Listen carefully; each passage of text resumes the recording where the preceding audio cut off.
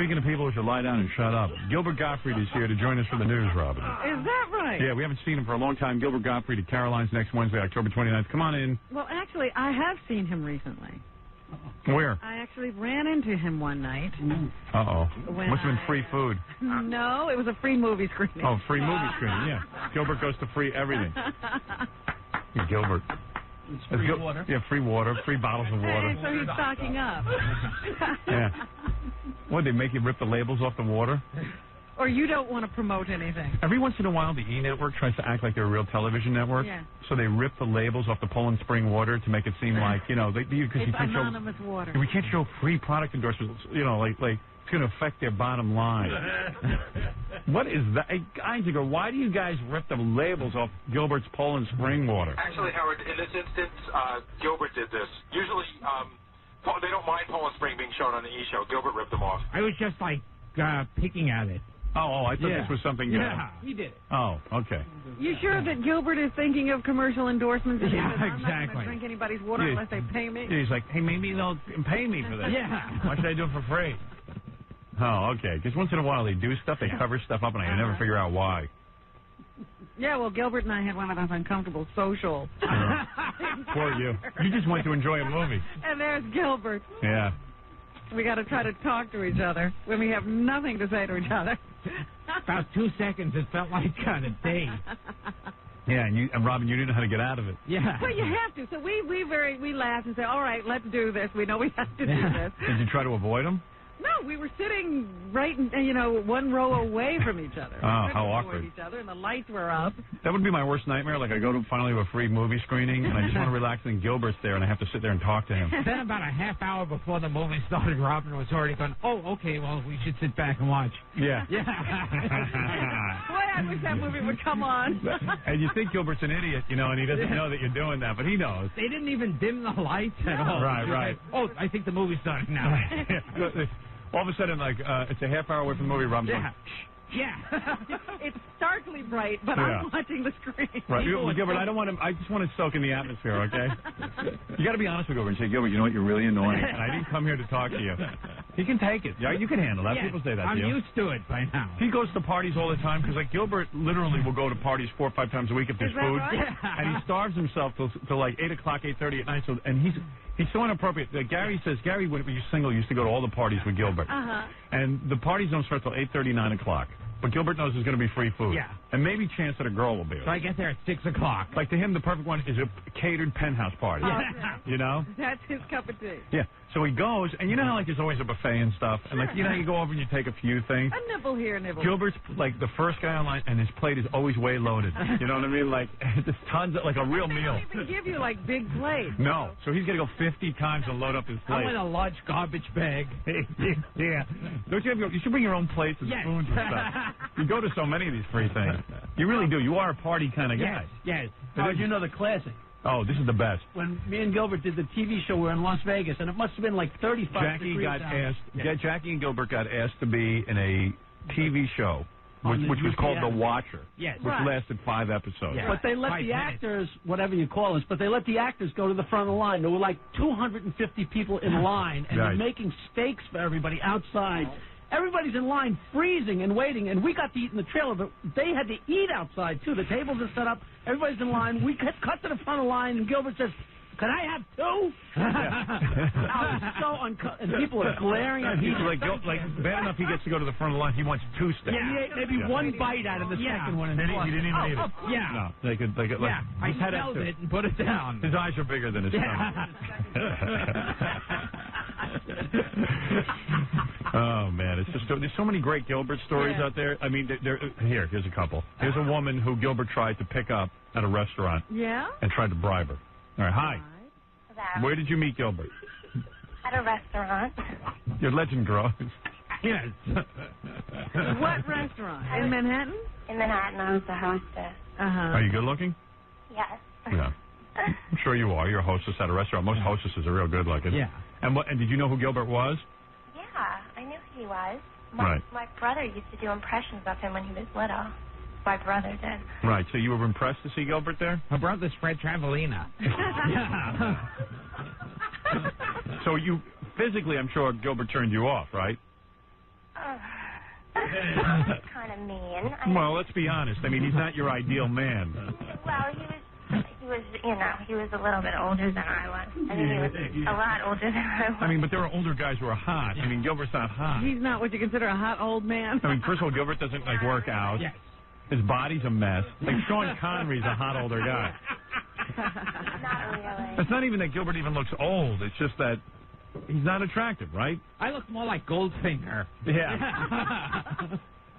No, he wasn't really. He's 150% Jewish, that's for sure. He's like the most Jewish-looking guy. Theodore Bickel laughs at me. Yeah. What's that lawyer, Scheckman? Oh, yes. He laughs at you. Barry Scheck. He calls me Barry a Jew Scheck. boy. Yeah, Barry Scheck calls you Jew boy. Here, O.J. calls him a Jew. O.J. says, my theory is the jury doesn't like him because he is what I like to call Jewish. Jewishness. Tova Felcher called me a monkey. Right. So you weren't real attracted to Gilbert, right? Not really. Right. No. So what happened? Well. Poor Gilbert. What happened?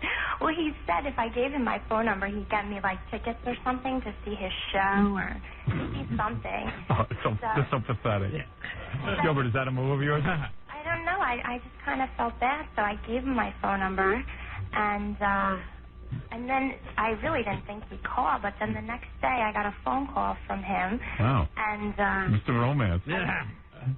I was like, Oh, that's me now.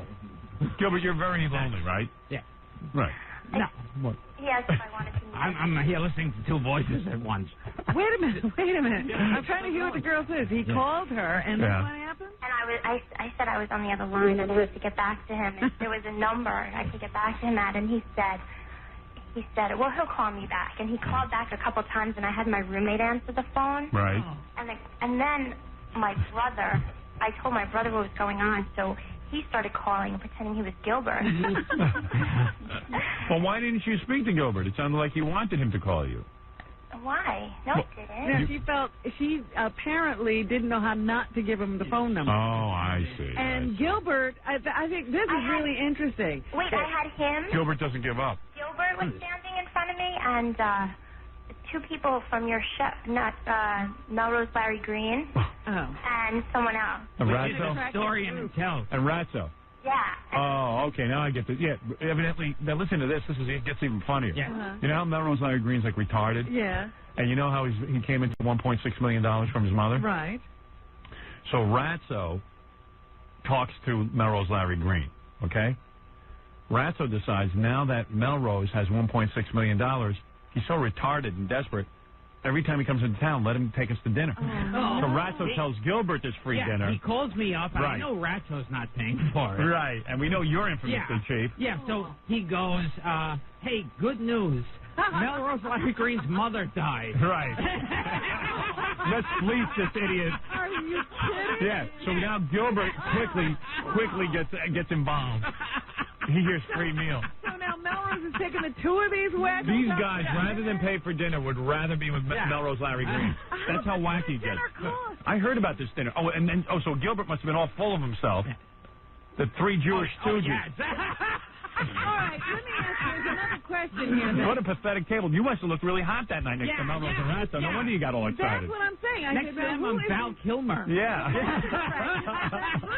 Gilbert next to Ratso and Melrose is Val Kilmer. He's Brad Pitt. Mo, Larry, and Moise. What is it? Another strange move that Gilbert did with this girl. Was he had her agent call. He had his agent calling her. Right. Really? And saying, hey, Gilbert's at this number. Call him now. Wow, Gilbert, you must be horny. Well, that's what I was going to say. Gilbert is well aware that, usually these girls don't want to give their number. Right. So when the girl said, is there a number I can call you at? He goes, oh, no, I'll call you back. Right. He knows he's not going to call. Right. What is it? I'll tell you two great, quick Gilbert stories very quickly involving women. First of all, I went to a party once, and there was a girl that I was friends with. She worked at a book company. Right. So she started rapping to Gilbert. She got all excited, thinking that she was going to become a star at the book company, maybe do a book with Gilbert. Right. Because that was the biggest celebrity she had met. So I guess Gilbert took her card and he called her the next day and he said, when are you taking me out to lunch? Right. And she was loving that idea. Yeah. And then somewhere along the line of the phone call, he asked her, would there be any girls involved, except he didn't say anything. Wait a minute. Wow, Gilbert's really horny. Said that? Yeah. First, but he pulls it off as a joke. Here's Ann on the phone. She says Gilbert tried the same thing with her. Oh, my. Ann? Yeah. Now, Gilbert tried the same move on you? Yeah, kind of. I just wanted to let you know that was his move because he did the same thing with me. And Are you a hostess? no, I was working as a demonstrator at a toy fair. At a toy fair? He's at a toy fair? What was Gilbert doing at the toy fair? He was doing some promotion for Up All Night. Oh. And but it's the same move, you know, like. Oh no, this one I remember. This one you do remember? Yes, she actually kept nagging me about getting her into your movie. Oh, really? And then I took a card. I never called her though. Right. Actually, I was asking him why he wasn't in the movie. That's a Then good I question. realized. He's too expensive. Yeah.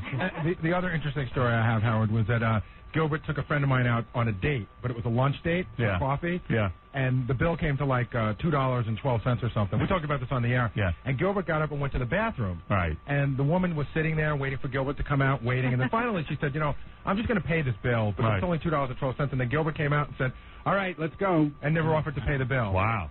Maybe I was taking What a are you, crap. what? Yeah. You got all the moves. From the men's room? Exactly. How do you know when the bill has been paid? You watch? Yes. You look through the keyhole.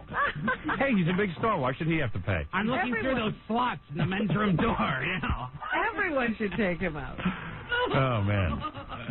Wow. Unbelievable. Hey, remember the girl? Did you know about this? Some girl called in claiming you were her father. Oh, yes. She's on the phone Yes, again. she's been calling every day. Oh, really? Calling She you? called my agent. She calls USA. She claims you're her father. Yes, I'm her father. Well, Gilbert, it must be true. Yeah, it must be. Kim? Yeah.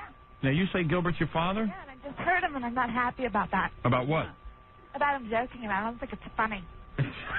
Gilbert, have you ever taken a paternity test? Yeah, I guess I should. Yeah. How old is your daughter, Gilbert? Yeah, how old are you? 30. 30. 31. And Yeah. Gilbert, you have a child that old? Yes. Well, how old are you? I had her when I was 5 years old. Yeah. You're what? You're like about 40 or something? Something. Oh, do you not? Yeah, Oh, you yeah. don't give your age or Yeah, I'm something? one of those people. I'm going to be like Joan Collins. When Dude. I'm 90, I'll say what it's like to turn 40. Dude, you're definitely Yeah. 45 or something. You know, everyone's Yeah. figured it out. Don't hide your I age. know. But well, then he would have had to have had this child when he was 15. So you're saying Gilbert had a baby when he was 15? Think about a 15-year-old Gilbert getting laid. Yeah. What are the odds of that? Is that a possibility? Honey, you there? I don't appreciate also being talked over. I said he hadn't had sex. He did it through in vitro fertilization. What? What? He didn't have sex. He did it through in vitro fertilization. Well, why would Gilbert want to have a baby through in vitro? Why would he want to sell his sperm? Why would he want to sell his sperm? Well, I can understand that. It's child, Gilbert. Why would I know about your sister, Marjorie, the Wicked Witch of the West, Kemp?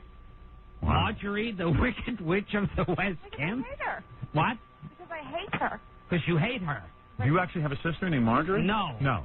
No. And where did you get the last name Kemp? I guess you don't share the same last name as your father. Oh, everyone in my family has different last names. Oh, maybe she got married. Yeah. Agent tell you that you were supposed to call me last night. Why don't you clear this up for yourself? Wow, you have a stalker. Yes. Wow, can you imagine? Gilbert has a stalker. Yeah, it's amazing. So I never then actually met your mother. I sold her my sperm. What, like in a paper cup? Why is her level so low? It's so hard to hear her, isn't it? Yeah. Yeah.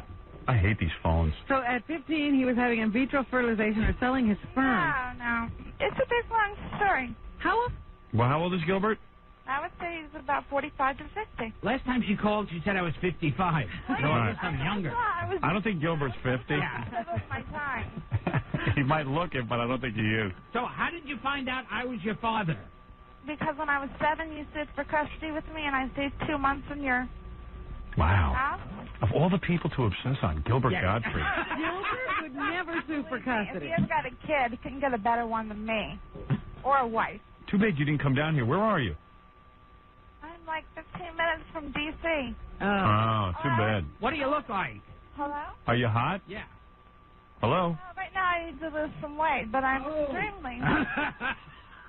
Gilbert, don't laugh at your daughter. That's I know. terrible, It's Father. wrong. What if she really is your daughter, you Yeah. dope? Well, he would know it. If he doesn't know it, then he isn't the right person. Are you a big fat broad? Who look like Gilbert? I would never say anything bad about myself. Are you fat? I would never say anything bad about myself. That's not bad. I just want to know how much do you weigh? I would certainly not tell you if I was over my weight. I know, but are you a heavy-set girl? Pardon me? Are you heavy-set? I'm average boned. Average bone? I didn't ask about your bones. Yeah. I asked about the stuff on the bone. Everything surrounding the bone. No, I'm fairly attractive. I'm... And you couldn't be Gilbert's daughter? Yeah. No, maybe your mother was Cindy Crawford. Because I'm going to find you. Can you trade clothes with Orson Welles? Howard. Gilbert. What? Whenever a girl talks about the size of her bones, she's fat. Yeah. Right. Nobody else talks about how big their bones are. Yeah, I've never heard that expression. Except if it was a fat broad. Yeah. You're right. She's big bone. I'm not big boned. So you're fat. You're 5'3"? I'm the girl that played Elizabeth Walton. What? Oh, That's man. what I look like. The girl played Elizabeth Walton. You look like her or you are her? No, I am her. You're the girl who played Elizabeth Walton on The Waltons? Right. I'm John Boy. It was a very good show. Gilbert, you have a good attitude about being stalked. Some celebrities get upset. You enjoy it. Are you complimented by all this? Yes. You are? Yeah, even a psychotic. I'm happy to have after me. She might buy breakfast. And You think she was on the Walton now? Yeah. Are you saying that I wasn't? Yeah. We're saying you weren't. Robin, do you think I'm not on the one? What's your name? I appreciate you saying What's your name? about me. What would you do if someone did call your 1-800 line and they were really in the movie, they're on television? What is your name? What's your name? The show isn't that great. What is your name? It was Cammy Coulter. They called me Cammy when I was a little kid as a nickname. Oh, first name is Kimberly. How old is she now? I don't know. This is She's really 30. wacky. I can't believe we're talking to Gilbert Stalker. yeah. Oh, really? And, how come I don't have one? Yeah. Isn't that great how their minds will put together facts? I know. Like, He just said, oh, they called me that when I was younger. so therefore I am her. Yeah. Well, she's obviously had a One last thing to Gilbert, because I don't like the way this is. she's obviously had a psychotic break. Why you don't refer to him as Why don't you call him Pop? Because first of all, he really isn't my father if he never spends any time with me. But I want to tell Gilbert that. But weren't you over my house when you were 7? I do intend to take a couple of my friends or a couple of my relatives, and I want to come to your shows and see what you do. And I'd like you to work blue, because I'd like to see your act that way. All right. So you want your father to work dirty? Hello? Hello? hang up? She's gone. Right. Even stalkers hang up on Does she me. call you all the time? Yes, she's been calling my agent, USA. Really? Yeah. They must all be very excited. It's funny. Yeah. Don't you laugh at celebrities who sit there and like have press conferences and they're all upset? Oh, yeah. I mean, you like it. I see you kind of enjoy it. You think it's funny, right? She calls up all night and says, I'm Gilbert's daughter. Right. You should do a show with her. Yeah, why don't you have her on the show? Here's my daughter. She was also on the Waltons. She also played Marilyn on the Munsters. Right. Hi, Barbara, you're on the air. What did Gilbert do to you? Hello? Yes, hi. Oh, well, you remember Howard I called in like a year and a half ago? Yes. It was about the Holocaust, and now he's going to start it again. I know. I hate him so much. Oh, yes. Listen. Oh, wait a second. I remember this woman. Let me set this up. Gilbert got invited to a dinner at Amy Heckerling's house. Amy Heckerling is a famous director. She did Fast Times at Ridgemont High and one of the best movies ever made, Clueless. Absolutely. And this woman also is your parents. My parents went through the Holocaust. It was a very, very, very sad, horrible story. So she worked for Amy. Yeah, but are you sure it was that 7 bad? years. What? I worked 7 years for Amy. And Right. And anyway, so Which was worse? wait, let me just tell the story. Yeah, So her job was to pick Gilbert up. Amy wanted to have a dinner with Gilbert. Yes. What was the dinner about? Ostensibly to be in a movie? Just dinner. I worked with her on Look Who's Talking Too. Oh, okay. All right. And she just likes Gilbert Yeah. to entertain her. I didn't realize Amy did Look Who's Talking too. Yeah. Oh, I thought she was a great that director. kills it now, They yeah. does. Oh, Everybody's man. got a dud. So. All right, everyone's got a bad one in Yeah. there. The movie. What? That scene ruined the whole movie. The whole movie was good, but that scene ruined the whole movie. Yeah, it's kind of, Betty Thomas doesn't invite me over her house for dinner. Yeah. Yeah, and I worked in the whole movie with her. Howard, she would invite you if you'd come. Who, Amy I Heckerling? would pick you up. I would pick you up, and I'd be really nice to you. So you still work for Amy Heckerling? I still work for her, and they have actually seen Gilbert at Caroline's. All right, wait a second. So let me tell you the story. So this nice woman on the phone picks up Gilbert, I guess at the train station or something. Where was this, up in Connecticut? It was a hotel. Where was it, Connecticut or something? Oh, no, in California. Oh, California, okay. Yeah, So, and Gilbert was at a hotel. right, and Gilbert would never buy, like, a taxi ride or something. So she goes to pick up Gilbert, and Gilbert goes, oh, here's her accent, and starts making Holocaust jokes. Yes. Is that it? Well, she starts telling me about her parents who were in Auschwitz. Right. I told you not Auschwitz. Oh, I'm sorry, I mispronounced it. How do you say it? Yeah. It's Dachau and Bergen-Belsen, you full idiot. I told you that before. It's like a scene from Hogan's Heroes. So she picks up, and right away she starts telling you about the Holocaust. Yes. Yeah, so go ahead. That her parents were in the Holocaust, and I started asking her, how were they able to lose weight? I really envy them. Dark humor in the car. Yes, exactly. You're trying to cheer her up. Yeah. Do you remember what else he said? What else did he say to you, ma'am? I forget. Howard, he said all kinds of stuff. I cannot even say it on the air. Please, just to prove what allows you. He asked me if I was afraid to take a shower. I don't even remember what horrible things he said. And I would still like to slap Amy across the face for not standing up for me and say, Gilbert, you leave my house now. Wow, I can't believe Amy didn't fire you after you said you want to slap her across the face. Yeah. I don't care. You don't? I can hear it because I'm still mad at her. Really? She says, Howard, she says Gilbert is a poor nebbish. Right. You know what a nebbish is? Like a Can your poor... parents... She pities you, Gilbert. Can your parents be buried in a Jewish cemetery because they have tattoos? Well, that is a good question. Yeah. Jews can't be buried in a cemetery. No, they can't have tattoos. It's against the law. So were your parents allowed to be buried in a Jewish cemetery?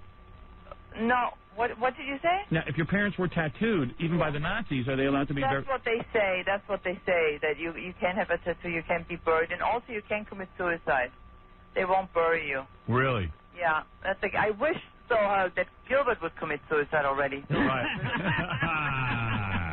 I can't stand his voice anymore. I think, you know what, Howard, after that call, everybody thought you were so funny. Right. But everybody thought that Gilbert was tasteless, and they were shocked. They called Amy, they called Neil. Right. All over. Everybody asked me, who is this guy? We've seen him before, his ugly, loud voice. So what are you telling me that now Gilbert can't visit Amy again because you would be the person in charge of picking him up, Yes. right? I would never, ever, ever pick him up. Amy doesn't. Can you pick me up in a cattle car? I'm not inviting him anymore. Amy is not friends with him anymore, really. Is that right? Gilbert, why did you, so have you heard from Amy, Gilbert, at all?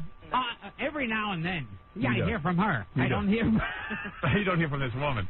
You don't hear from Amy. Don't lie. She doesn't need you for anything now. She doesn't. Now, your parents had a very hip look because they were thin. They shaved their heads.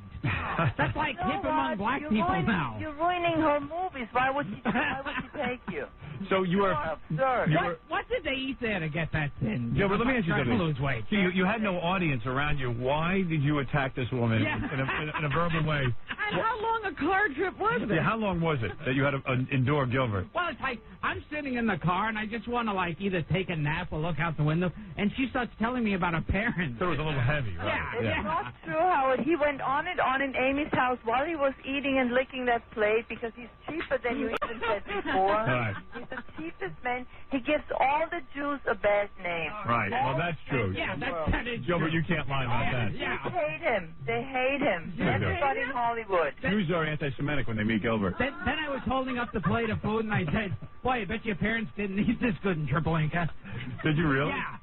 He is so unbelievable. God will punish him. And already God did punish him because where are your jobs, Gilbert? What are you doing right Well, he's going to be at Caroline's next Wednesday, October 29th. That's a good segue. Yeah. Howard, can I tell you something? Yes. Howard, and I'm happy you're not calling me ma'am anymore because I felt so old when you called me ma'am. Yes, ma'am. Howard, Gilbert, listen. Yes. They went to Caroline's, and Molly, the little daughter, she's 12 now. Yes. She said to me, Barbara, the opening act was much funnier than Gilbert. Really? Let's hope you have a good opening act, Gilbert. What kind of a body does Molly have now? A better one than you. You what? Is she developing breasts yet? Old man. Piss me off. Gilbert, you look like your appendix is still in you. Oh. No, I have it walking alongside me. So, ma'am, you say that... Oh, ma'am, call me Barbara. Barbara, you're saying you still work for Amy, the famous director. Yeah, she's great. You should be working for Lenny Riefenstahl. Did you have to drive Gilbert back to the hotel? I had to drive him back, and no, I didn't. I refused. Now, how did Gilbert... I don't care what you do. Gilbert, how did you get home that night? He must have, I think Amy took him back. Amy drove you back? I got a ride back with Simon Wiesenthal. He said I'm driving in that direction. Right. You know, my parents died in the Holocaust. He doesn't stop. He's so, and Molly, you know the little girl Molly? She said she was hot. Has she been bad? I'd like to spank her. Hey, you know what, Gilbert? Even kids find you revolting. That's very unusual. So you're saying that was this a good-looking woman? She sounds like she might be very good-looking. This woman. Me? Yeah. I look like kind of gray slick. Oh, now or back then? I swear to God, she looks like you, but with a dress. Oh, really? Yeah, that's it's really true. Gilbert, that's ridiculous. You look like Howard Stern? I have wild hair. I have wild black hair, but I'm very attractive. Do you look like Howard Stern in a dress? No, I don't think so. Right. She thinks she looks like Elka Summers. You just took offense, Gilbert. You said, hey, because you're Jewish, why does this woman have to now lay the whole Holocaust on you and the whole story? Like, you just wanted a nice, relaxing evening. Yeah. Like, maybe it was inappropriate, you thought. Yeah. I see. So even during dinner, you were relentless and kept up the Holocaust joke. To the point. Relentless, Howard. He did one joke after another, and I was in tears. And Amy did not defend me. Who else was at the dinner? Yeah. Just because I find this fascinating. The little daughter. Just the daughter? Yeah, and she was kind of shocked too. And Frank was there. And Frank. She's so smart and adorable. She finds him so repulsive. Right. Adolf Eichmann was there. Right. Gilbert, you know, Amy took a photo at Caroline's with you and Molly. Molly said her hand was sweating. You touched her hand and she was sweating and she wanted to run away. I had my hand on her ass. She wanted to run away from you. Gilbert's a pedophile. No, he's not. Yes, he is. I heard that he gets hookers all the time. Is that true? Do you get hookers? Underage hookers. Right. Yeah. Who told you he gets hookers? You're so I can't See, I have to spend money to get a hooker. Can I tell you something? I think this woman's in love with Gilbert. No, Howard. Ma'am, I'm just telling you. I think you're in love Howard, with... on the grave of my father. My sister who died, too. Everything is Holocaust with On her. the grave of everybody who died in the Holocaust. 6 million Jews. All right. And So because of the 6 million, you won't go to bed with me? I swear to you, I would be dead if I had to sleep with This Gilbert. is why the 6 million died. Why? So this woman won't have to sleep with me. My heart would stop. Gilbert, if you laid on top of me, my heart would stop. Like Dracula. Oh, my goodness. I would sleep with anybody but Gilbert. Anybody. What is it like to be Gilbert and have women constantly tell you not only that not rejecting you, but repulsed by you? Would you sleep with an SS officer? I think before I slept with you, I would. Yeah. You would. I would close my eyes. Yeah, but he could give her freedom. I would close my eyes. You would sleep. My eyes. You would sleep with if you had to sleep with either a Nazi or Gilbert Gottfried. Nazi. You would sleep with a Nazi. Nazi over Gilbert? Right. Well, he could slip her more bread. Right. I couldn't bear it. He's like, how it is to real. If you had to sleep with either Gilbert or an AIDS patient, who would you sleep with? You're going too far. You're going too far. Well, we're just trying to determine. We're just trying to determine how repulsed you are by Gilbert. If you could either sleep with me or ride with Princess Di, which would you do? Horrible. See, now people will hate you even more, Gilbert. You did this to me, now you're doing this with Princess Di. People are already hating you all over America. Well, man, you've had a horrible experience. Your family was killed by the Holocaust, and Gilbert, you just tried to open up to him. You tried to open. You know, Howard, you know how many times I've talked to really important people in Hollywood, like Amy's friends, like really important people, producers, everybody has been so nice. He was the only one who But do you tell everybody the Holocaust? People ask me where you're from, you know, like entertaining. Yeah, so when you tell them where you're from, you tell me from the Holocaust? Yeah, you say I'm from I'm Auschwitz. not from the Holocaust, Howard. I'm too young for that. Right. I'm not from the Holocaust. But my parents went through it, and all my grandparents were killed, and my cousins. Can't you just say you're from Germany and leave it that? No, I can't. Howard, I somehow have to tell it. I don't know. I see. It's like, you know. Well, you got to expect any kind of reaction then. Right. No, but nobody would say something like that. I see. Like, who are some of the famous people you've actually got to spend time with as a result of working for Amy Heckerling, the great director? Oh, it's not spending. But you know what I mean. Being on the set, John Travolta. Right. Look who's talking to. And you told John Travolta your Holocaust story, and he was very. No, he didn't. And he danced too. Told my Holocaust story. Who? A little bit. Henry Winkler. Henry Winkler. He is the sweetest guy in the whole wide world. And when you told him, did he give you the thumbs up and go, hey? Hey, that's a good story. Hey, Cunningham. He was so nice. Oh, God. Did you tell Donnie Most the story? Who? Donnie Most? You are, Gilbert, people were in shock when you did that on Howard's show. They couldn't believe it. Who called you? This man must... Did you tell Laverne and Shirley the Holocaust story? Come on. People said you should be in a mental hospital. Isn't Gilbert, like, you think, you know, like, Gilbert's just wacky for the show or something, and then when he gets off the air, he's like normal? He's not. That's what I love about the story. Yeah, it's great. There was no audience. People said we can't understand how Howard Stern can love Gilbert so much. They don't understand. Oh, I don't love him. I'm repulsed by him. You like him a lot. But, you know, just imagine, not only does he do it in the car, he continues throughout the dinner. Yeah, I mean, throughout the dinner with a 12-year-old in the room. Because you know Gilbert's trying to impress the 12-year-old.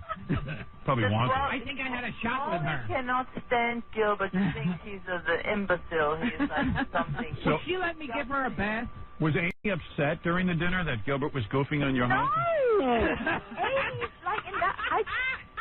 I told Amy I'm going to quit my job. Really? I swear to God, I said, Amy, I'm so disappointed in you. How can you be, you know, like... Didn't you try to get... Laughing? She thinks, and, you know, I said, Amy, I was waiting for you to defend me because I would have jumped on him and killed him. I heard she hit on Amy for more money because I was insulting her on the Holocaust. And she gave me more money. Yes, she gave her more money. Right. So you're using the Holocaust to get more money. Oh, Gilbert. Gilbert, you don't even know what you're doing to yourself in your career. You're killing yourself. You know, you have nothing. Yeah. The whole table's hysterical in this one. Right.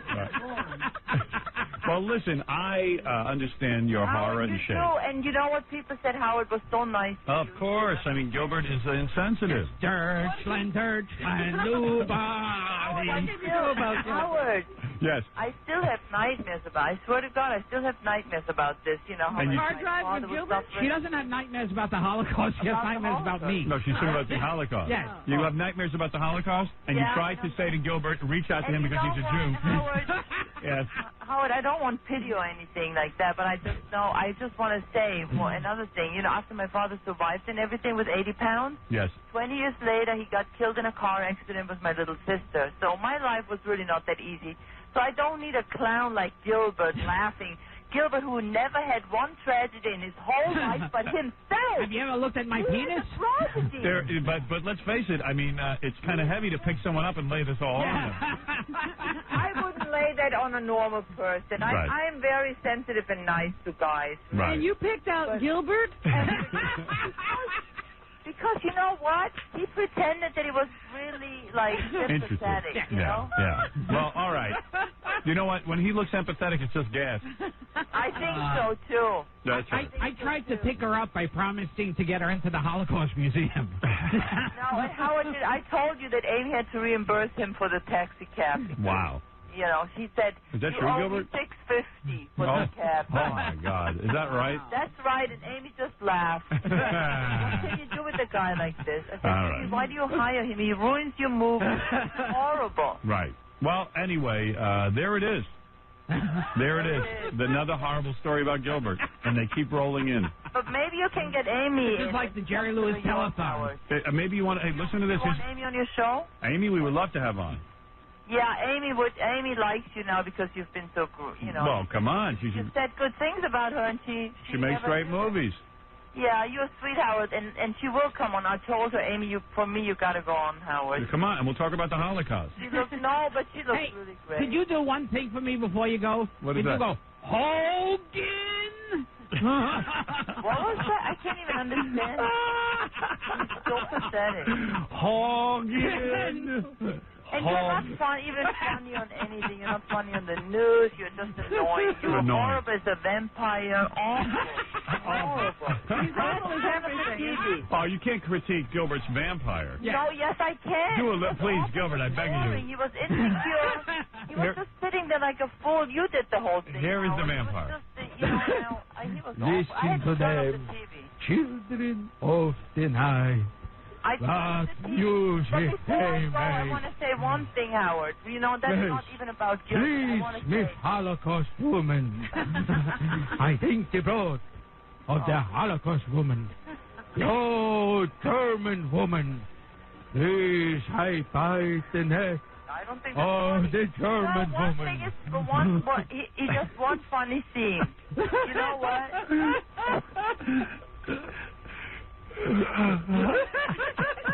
Gilbert. Yes. Dracula's here. Wait. Yes. Yes. I am not going to hurt you. I will give you eternal life. Before I go, you will live forever. Howard. Among the undead. Ah, you're so boring. Boy, are you boring. This is always... I will shoot a number into your arm. Shoot a number? With my fangs. You know what, Gilbert? How can I say something? Save your head. Gilbert, you were really with my teeth. Gilbert, they should have left. Gilbert. Howard? Yes? I think... If I bit the necks of your parents, they would be alive today, drinking the blood of the My living. mother is alive, you asshole. Oh, I'm sorry. I'll have to talk to Igor about this. Howard? Igor, you said she was... Howard. The hell is the matter with you? Yes. Shut up, Gilbert. Your voice is Sorry, annoying. mister. Yes? Let me put her name on the computer. Gilbert, they should have left the foreskin. I bit off my own foreskin. With my Your fangs. foreskin should have been on you and somebody should rip it off. And then you would know what pain means. That feels good. Rip my foreskin off. Right now, I command you, stare into my eyes and rip my foreskin off. Oh, boy, that's good. Oh. You're anti-Semitic. You're the most anti-Semitic Jew I've ever seen. He's an anti-Semite, you're right. He really does. He gives Jews a bad name. He Everybody does. was Igor is a Jew. He stands crooked. His stomach keeps falling out.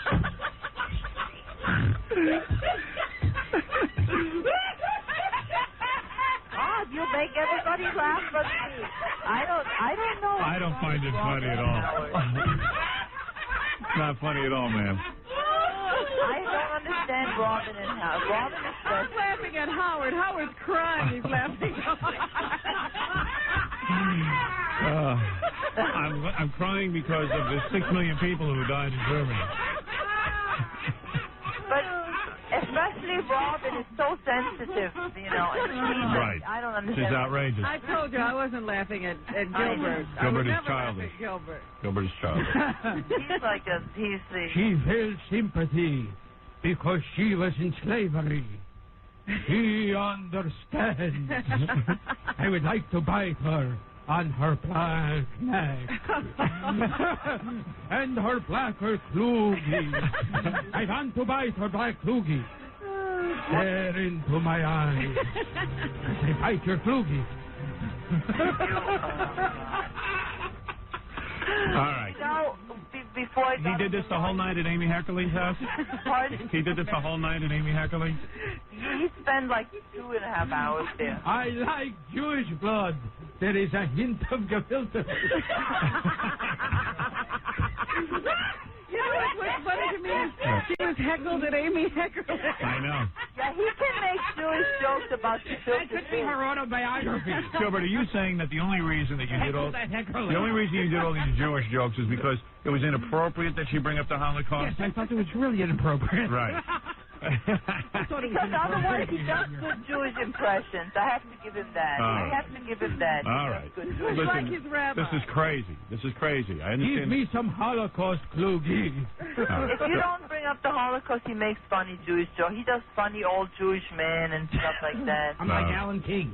All right. Well, no, anyway. but he's no Jackie Mason, because when I listen to Jackie Mason, I'm really laughing. Right. He doesn't have the ability to make you really laugh. Gilbert just makes you smile. But Howard, before I go, I don't want to waste time on Gilbert. I want to give one compliment to Baba Booey. Right. I just wanted to say he's been very polite to me on the phone. All right. Listen, thank you, and say hello to Amy for me. I will, right. Howard. Thank you very much. Bye. That is Barbara, who is very upset with Gilbert. Always. Still. Always. There's so many people. I think But she got it out of her system. that dinner must have happened 5 years ago. Yeah. Like it was yesterday.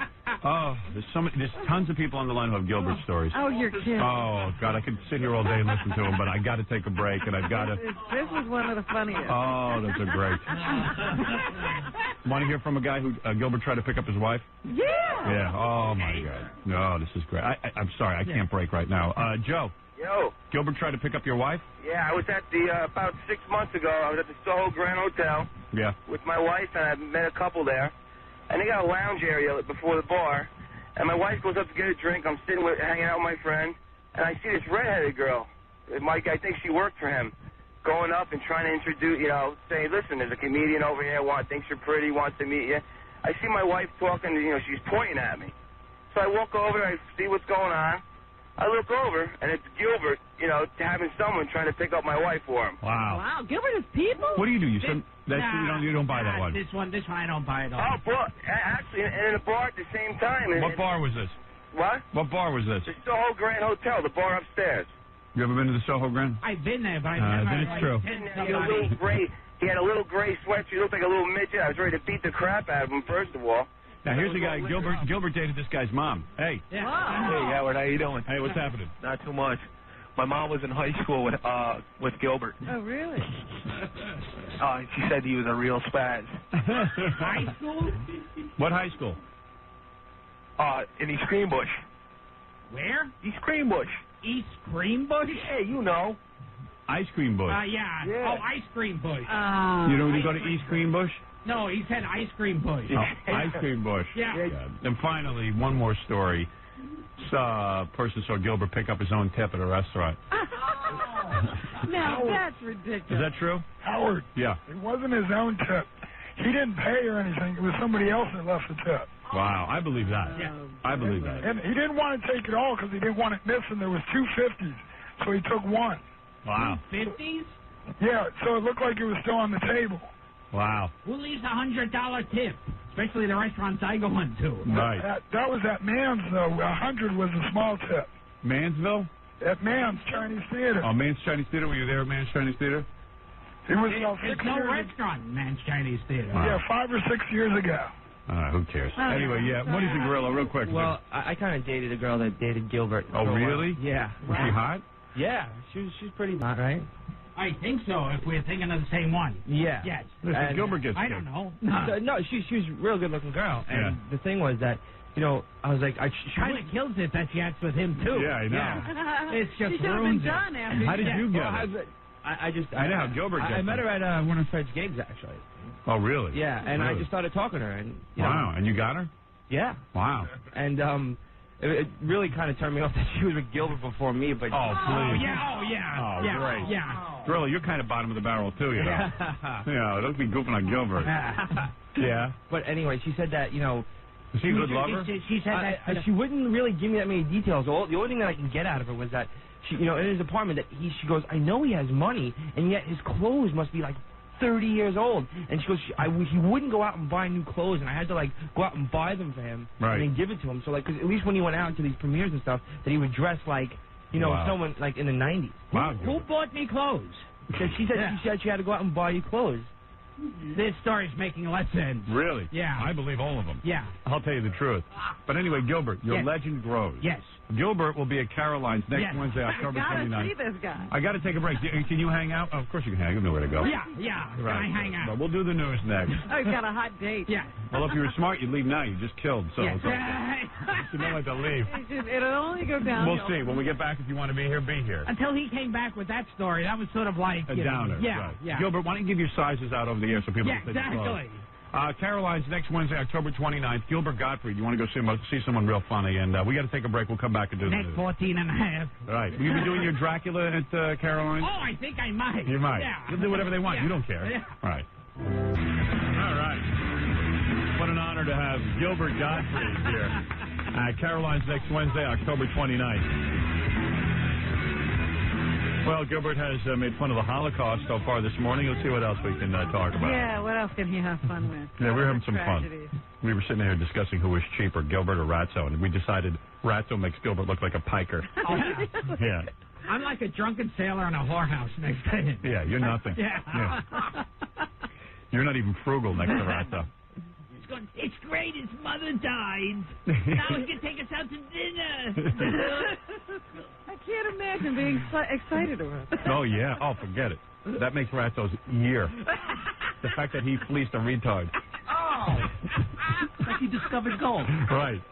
Free money. A retard just made an inheritance. Everyone makes money, doesn't he? Who, A Ratso? house, a summer house. No, Ratso buys a house.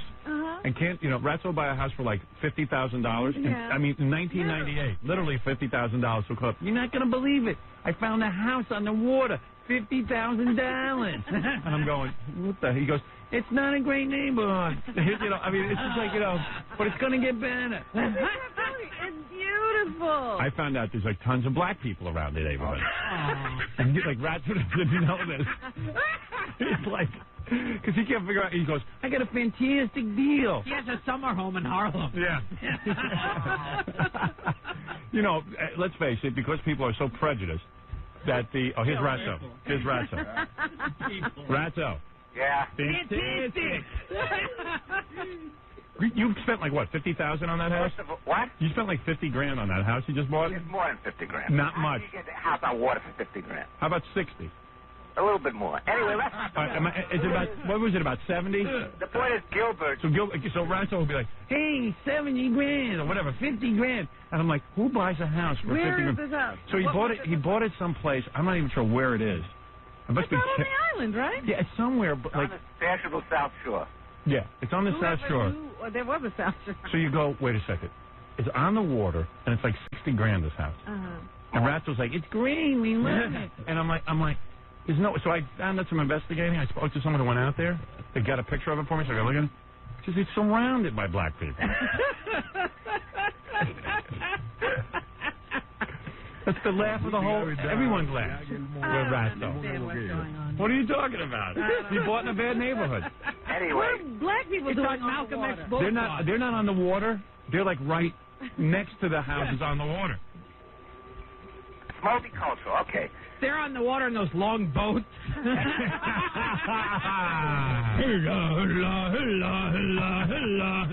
They're pushing Ratso into the sea. Ratso's like Tarzan. Oh, dear. What, Ratso? I can't hear you. What? Gilbert, without a doubt, is the cheapest man. No, you're cheaper than Gilbert. I am like George Soros compared to Gilbert. No, you're the cheapest guy. No. Right, so you bought a house for $50,000. One night, Gilbert and I were at Columbus at Rick Newman's old restaurant. And I think Drew Barrymore was there with her mother. Right. And she was about 3 years old, drinking at the table. You remember this? Yeah. She didn't even have her adult teeth. 6 years old. She kept on. She had no teeth. You know, she was a kid, and she was getting drunk. Oh God! Her mother was getting her drinks. She was like having a scotch. Wow. Well, we can't mellow her out. Danny Aiello was there, and Gilbert keeps on yelling across the room, "What about the $6 million? What about the $6 million, Daddy?" So we had a great night. Right. So it's the end of the night, and we both have to go home. So we get in a cab, and it's about 79th Street in Columbus. Yeah. And we start going downtown, and Gilbert lives in Chelsea, and I was going to visit a friend in Chelsea. So we take a cab together. We share a cab. We get to 23rd and 8th. And I know Gilbert, I've been with him for years and years, has never sprung once for anything. Right. We go to topless clubs. Our friends and me are buying beers. Gilbert would never buy a beer for anybody. Right. So we get down. Why should I buy? I'm more famous. We get to 23rd and 8th, and I go, all right, so let's get out. And I go, like I'm making believe I'm going to pay for the bill. And I go, and I turn white. And I go, Gilbert, I have no money. You got to pay for the cab. And Gilbert, it's a stunned silence. And Gilbert is just freaking out. And he goes, and I said, he's trying to make it into a bigger story. Go ahead. Yeah. Gilbert starts, no, I swear. Yeah. Gilbert starts into his pocket and pulls out little crumpled $1 bills. One. And I say, goodbye, boys. 3. I'll tell you one about Ratso. All right, go ahead. Okay. Oh, now we're going to trade. When Belzer's daughter was in town, she was staying in like the same house as Ratso. You know, it's like same apartment building. So they were sharing a cab together, and she had no money. You know, she was like 15 or something. Right. And she brought home some food from dinner, and they shared a cab together. And Ratso goes, look, when we get to your house, can I have half of that? Hey, wait a second, though. What is it, Baba Booey? There's one story about Ratso that I've heard that is really legendary. Right. Ratso used to go to the Lone Star Cafe downtown. Right. And this guy, Mort, owned it. And Ratso was friends with that guy, Kinky Friedman, who lived in Texas. So Ratso tried to get in one night, and Mort wasn't there. So Ratso had to pay the $5 or $10 cover charge, which he absolutely refused. So the way I heard it was, at 1 o'clock in the morning, he went to a payphone, called Kinky Friedman Collect in Texas to tell him to call Mort Cooperman at home to let him in for free. Wow. That's nothing. Hey, but wait a second. Ratso. He got in, he said. Here's the girl that dated Gilbert and Grillo, and she says she used to stay up at night helping him roll pennies for the bank. Wait a second. Let's get her on the line. Hello? Hello. Hi, Becky. Hi, this is Rebecca. How are you? Hi. You went out with Gilbert? Yeah, it wasn't a serious thing, but I did see him for about over a year. Right. Sounds pretty serious. No. For Gilbert, that's serious. No, I had other, people I was seeing. There's no way Gilbert's big, is he? Holding hands is serious for me. Yeah. No, I mean, he's very sweet. Now, what do you mean you had to roll pennies for? Well, I mean, he had a bunch of change on his coffee table, and with rolls there, and he was rolling. I said to him, "You can't be serious." That was the night out. He invited you over? No, we really didn't go out much. We didn't go out at all. Actually. Well, it costs money, right? Yeah, of course. Right, so you take your girlfriend out, though, right? Absolutely. Yeah. Gilbert's that cheap. Did you ever have to pay for dinner and stuff? We didn't have dinner. Really? Who were you with, Gilbert? You would just have with him? I'd hang out with him. I'd talk to him about his shows. I'd help him pick out his clothes for when he's going to be on TV. Now, what about TV? He doesn't have cable. He will not get cable? No, he will not get cable. You really won't get cable? Why won't you get cable, Gilbert? You can't even see your own show. That's the one reason. Yeah. Gilbert, that's why I won't get it. Gilbert, you will not get cable? Why? Seriously. Oh, I don't know. I'll get it one of these days. Don't you think as a comedian you want to be up on... It took him 8 years to buy a VCR. Really? And he called me to find out which was the cheapest brand and the best one. Oh, I remember going to a National Lampoon party that they had at this club where everyone got a drink ticket. Right. It was really cheap. So Ratso was following me around the whole night. He goes, "Can I have your drink ticket? You don't drink." So I give him the drink ticket, and then he goes, later on, he goes, "Can you go out and tell them you didn't get the drink ticket? They forgot." Does Gilbert have rabbit ears on his television? Do you have rabbit ears? So how do you pick up television? I mean, I put a clothes hanger outside. No, but you think you'd want the good reception that cable brings? You know, I have one of those record players with the crank on it. Really? Yeah. No, really. You don't even have a CD player, though. He doesn't? No. Doesn't he like to have music on when he has sex? No, I hum along with Was he good in bed? I'll give him that. He is good. Ah. Wow. Oh, man. What a shock. And Gilbert, he's willing to give you that. Sure, it doesn't cost anything. Anyway, he's a good guy. All right, thank you. I can't believe you rolled pennies with him. And I was good in bed. Yeah. Did you really roll the pennies? I didn't do it. I refused to. Oh, he rolled them. I couldn't believe it. Wow. So he sat there and rolled pennies. He's got to have a lot of money if he's rolling pennies. Yeah. I mean, he's frugal. Ratso, you don't roll pennies, do you? No. All right. All right, thanks, guys. I guess No, I invest. Gilbert is the cheapest. Yeah, Gilbert might be the cheapest. Thank you, Ratso, for clearing that up. Yeah. Bye. Bye, Howard. Bye. Lovely. What a life. We're having too much fun. We are. We better do some news. Man, you're funny. Your personal life is so funny. So sad. At least you're getting laid, though. That's good. Yeah. You had that chick for a year. Yeah, that's pretty good. That took me by surprise. Yeah, how'd that pass us for so long? How do you date a girl for a year and never take her to dinner? But you guys really got to get together with Ratso and hear him brag about how he paid so little for his house. He thinks he got away. He thinks he got away with something. You got to see it. The whole world wasn't watching. Yeah, and like as soon as I heard this story and what he paid, I'm like, wait a second. Wrong with this story. Something's wrong with this story. Welfare families will right. in that area. Yeah.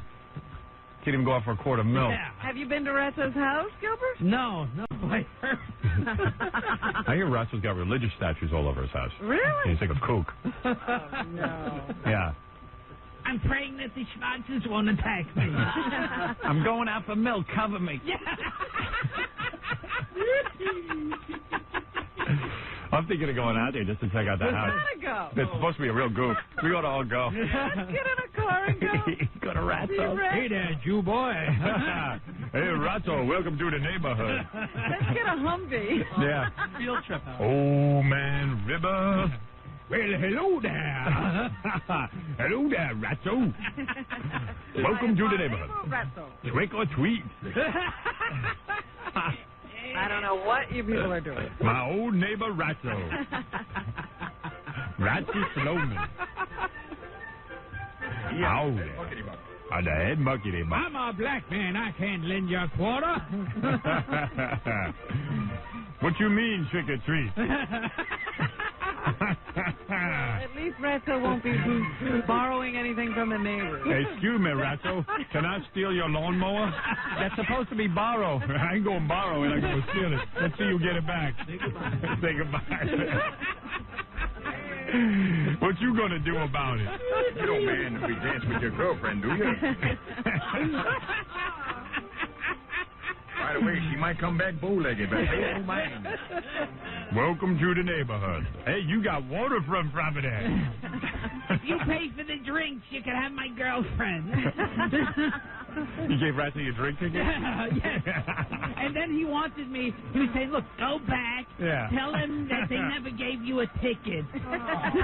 Unbelievable. Can we do the news before noon today?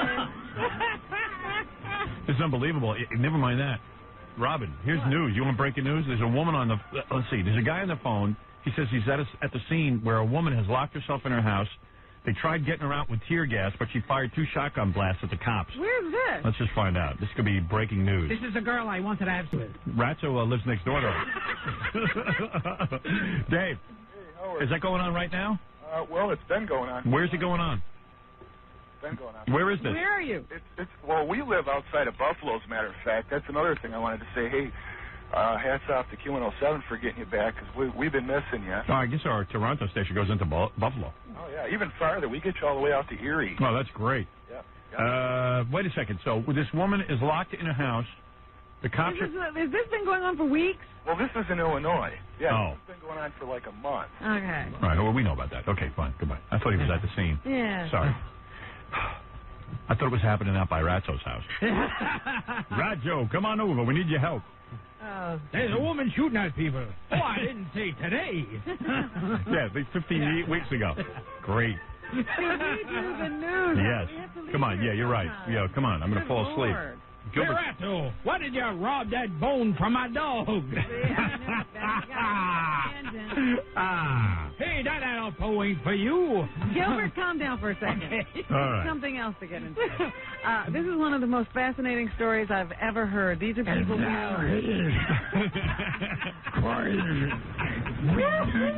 Thank you. These are people we need to look up now. Who? Earlier this month, in Madison, Wisconsin, a brother and sister were convicted of felony incest. Holy mackerel!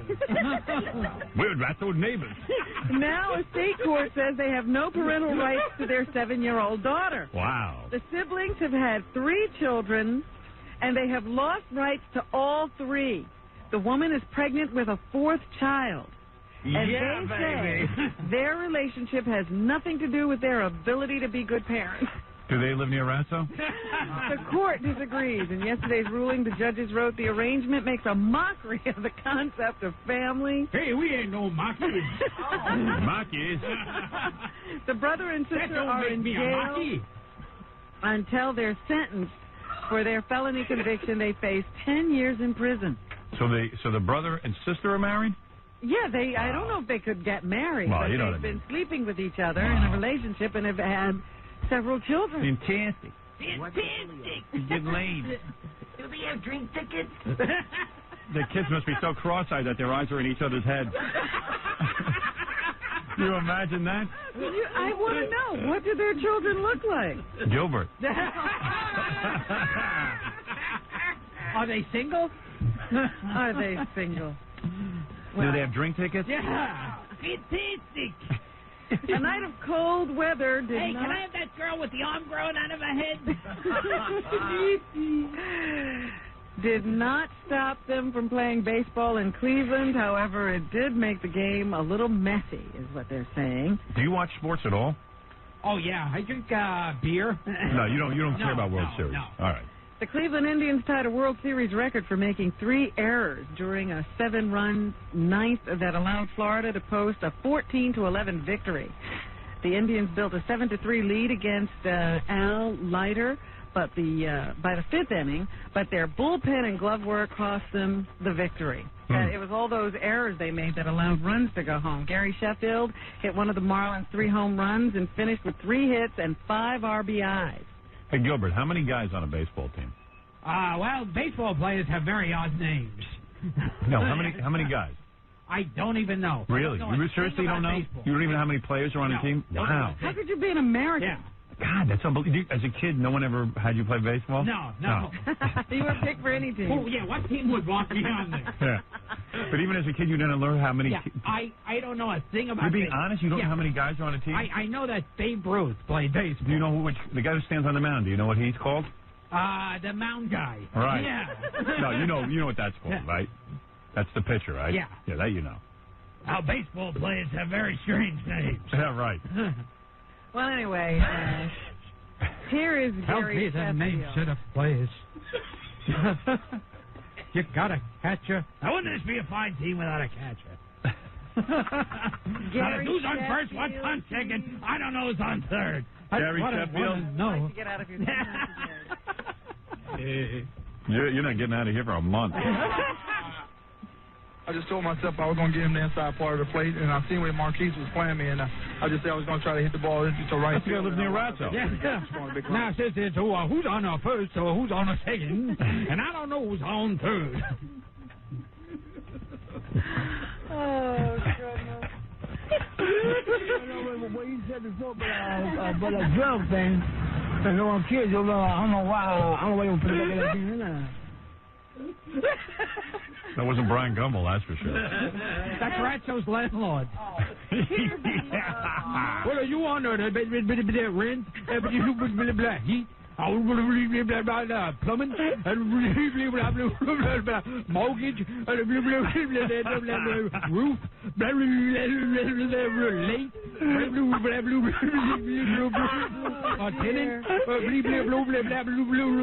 fiction, blue, pink, blue, all right.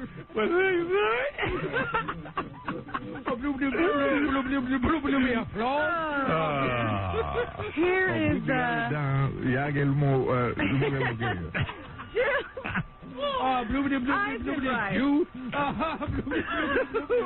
drink ticket. All right, go ahead. He's the designated hitter for the Marlins. He must have been in some key play last night. Designated hitter.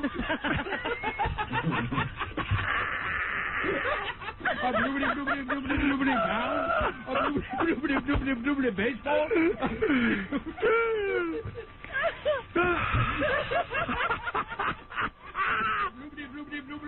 Catcher. All right. That is ridiculous. What tape did you say, Robin? Jim Eisenreich. What did he do again? He's one of the guys? He plays penalty. All right, already, yeah. He's on the Marlins. All right. If I hit it the way I'm trying to, it's a line drive to right, and it's a base hit. But I get under a little bit, and it went out. And here he is again saying that Too bad he could speak English. he's really happy about this hit. Why are you playing a tape? It's an act of God that I hit a home run. And I feel very fortunate that I was able to do that. And, I guess, it helped our team get back in the game a little bit. Douchebag says what? Really, it was an act of God that he hit a home run. Bloobity, God. So what does he think? Forget it. Go ahead. God is only on their side? Oh, man. Bloobity, Jesus. Bloobity, Virgin Mary. Catch every sixth word. All right, go ahead. Yes, Robin, you were saying. Please, Gilbert, enough. You're not that funny.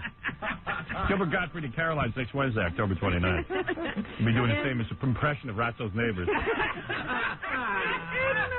In Missouri, prison officials say a convicted man's last words were that innocent. What were his last words? Was committing a premeditated murder. Alan Bannister was executed by injection this morning for an alleged contract killing in 1982. Bannister says he shot the man by accident. Prosecutors say Bannister was accident. killer. Wow. The case gained international attention, and some celebrities joined the cause. Ed Asner, Sean Penn, and Harry Belafonte. Gilbert was going to join, but it cost money. Unsuccessfully seeking clemency. There wasn't a buffet from Missouri's governor, but they did not get the governor's ear. Here's a protester named Rita Fleischman, who was outside the prison last night. Bloobity, Jew. Governor Carnahan, hear your people! Oh. What's the dealio? Execution!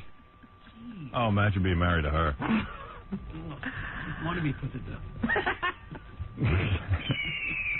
Ratso, where's the milk? One piss the Schwarzes and get some groceries. We don't have any eggs. We're afraid to get the groceries. Can't they deliver? The house is 50,000, but I'm surrounded. Anyway, this guy was supposedly paid by another guy whose wife was, I think, living with another man. So he went to the door, and somehow that guy wound up. He says the gun went off by accident. He was a paid contract killer, and now he's been put to death. I went to Ratzo's house. We lived for 2 weeks on canned goods. Great to leave. Try the beans. Oh, dear. What else is in the news, Robin? A Central Florida woman is losing custody of her kids because she's addicted to the Internet. Wow. A Lake County Circuit Court judge says Pam Aldridge ignored the needs of her children because she's too wrapped up in cyber things. You on the Internet at all? Oh, yes. You don't have a webpage? Computer? Too cheap to get a computer. Gilbert, at least Ratzo's got a computer. Yeah. Court I like to keep on track of who's surrounding my house. Court records indicate Aldridge has been spending most of her time in her bedroom with the computer, locked away from her children. After an evaluation by a psychologist, The judge concluded that the woman's obsession with the internet had clouded her judgment. The kids ages 7 and 8 were originally when she and her husband separated. Now the children will move in with their dad. I know people who are addicted to the internet. These people, they're on all day and night. You can go into the chat rooms and they're there all day and night. Yeah, whenever you go on, they're there. They're there. And you go, wow. They're always there. If you go on once a day, they're there. It's unbelievable. All kinds of strange click news in the news stories. That's Ratto's summer home. A Syracuse man who was convicted of shaking his infant son to death in 1994 has been given temporary custody of his 2-year-old daughter.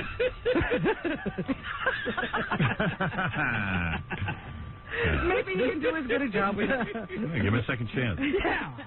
Guy can make mistakes. Antonio Calvez. Are you Antonio?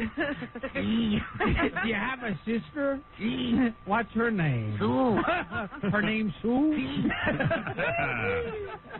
This guy was recently paroled, then a judge in Syracuse, New York, turned the top. If you were Irish, what would you have for dinner? An Irish stew? All right, get out of here. Just imagine these kids. The Yeah. judge ruled that the child's mother and her boyfriend are unfit parents because of drinking, drug abuse, and physical abuse in the household. Maybe they should get a lawyer and he can sue. He'll sue. So a guy who shook a kid to death is a better parent. Wow. Guys are found each other, two lovers. Oh, dear. We got to, you know what? When next summer comes, we got to go to Ratto's summer home. Yeah. We got to go. Because he's always inviting people there. He's like, it's a fantastic neighborhood. My neighbors have the greatest tan. I wonder what the SPF is. A 5-year-old Long Island girl is being credited with helping free herself and her grandfather after 2 men tied them up and stole cash and other items from their home in Oyster Bay. I hope they didn't take their rolled penny collection. The grandfather was babysitting the girl at 9:30 yesterday morning when a man knocked on the door and claimed he'd lost his dog. The guy opened the door.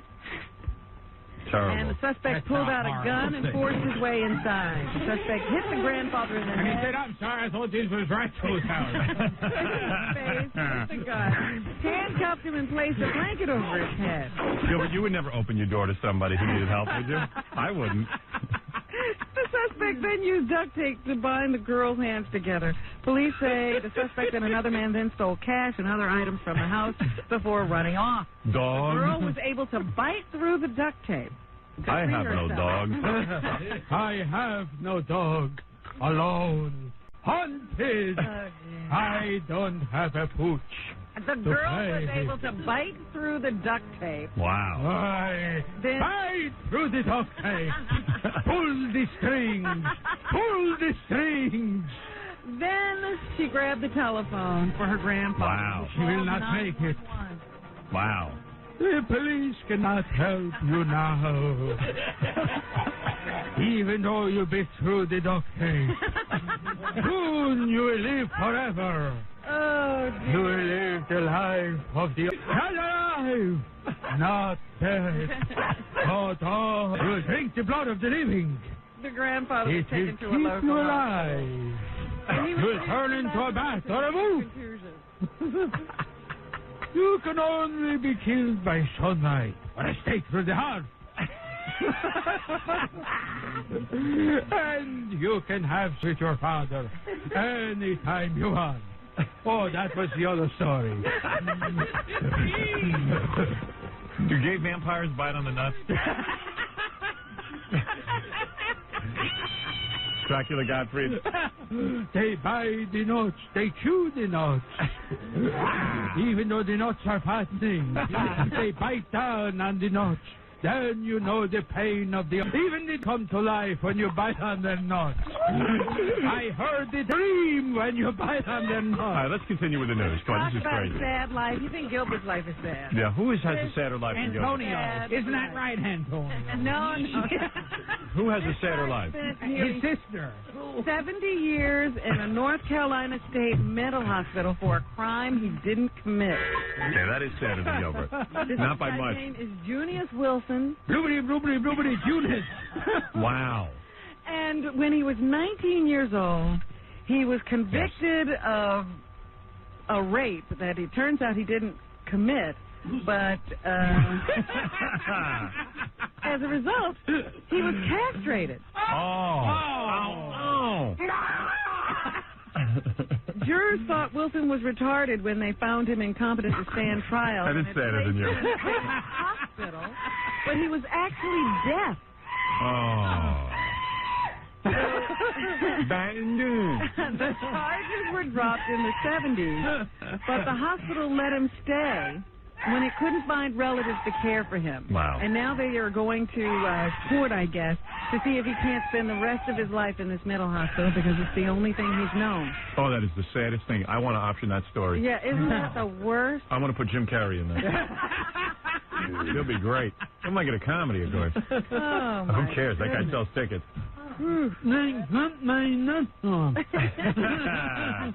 Gary, send that guy a private parts package. All right, Ian. Send him an up-all-night T-shirt. Right, there you go, Gilbert. There you are. You are generous. Yes. You're not a stupid rat, though. A gospel group is taking heat from gay groups. Thanks. Haunted. Isn't natural. Sisters Angie and Debbie Winans wrote the song called Not Natural after watching an episode of TV's Ellen, almost, where the lead character came out of the closet as a lesbian. Right. Their song also addresses premarital violence using Sisal products. Oh, we got to get that song. The Winans sing in the chorus, it's not natural. Just because it's popular doesn't mean it's cool. Gilbert, do you agree with that? It ain't natural. A bloobity, lesbos. The gay gospel choir in New York says it objects to hearing haunted compared to low morality. A Washington, D.C. gospel station has refused to play the song. Ellen's a lesbian? Yeah. You got to get cable. Oh, man. The sisters aren't backing down. They plan to sing Not Natural at the Million Woman March in Philadelphia on Saturday. Million Woman March? I didn't know anything about it. You better investigate. You ought to go there, Gilbert. There's 1,000,001 odds you get laid. You think you could get laid at the Million Woman March? A bloobity, lay? 2 million breasts.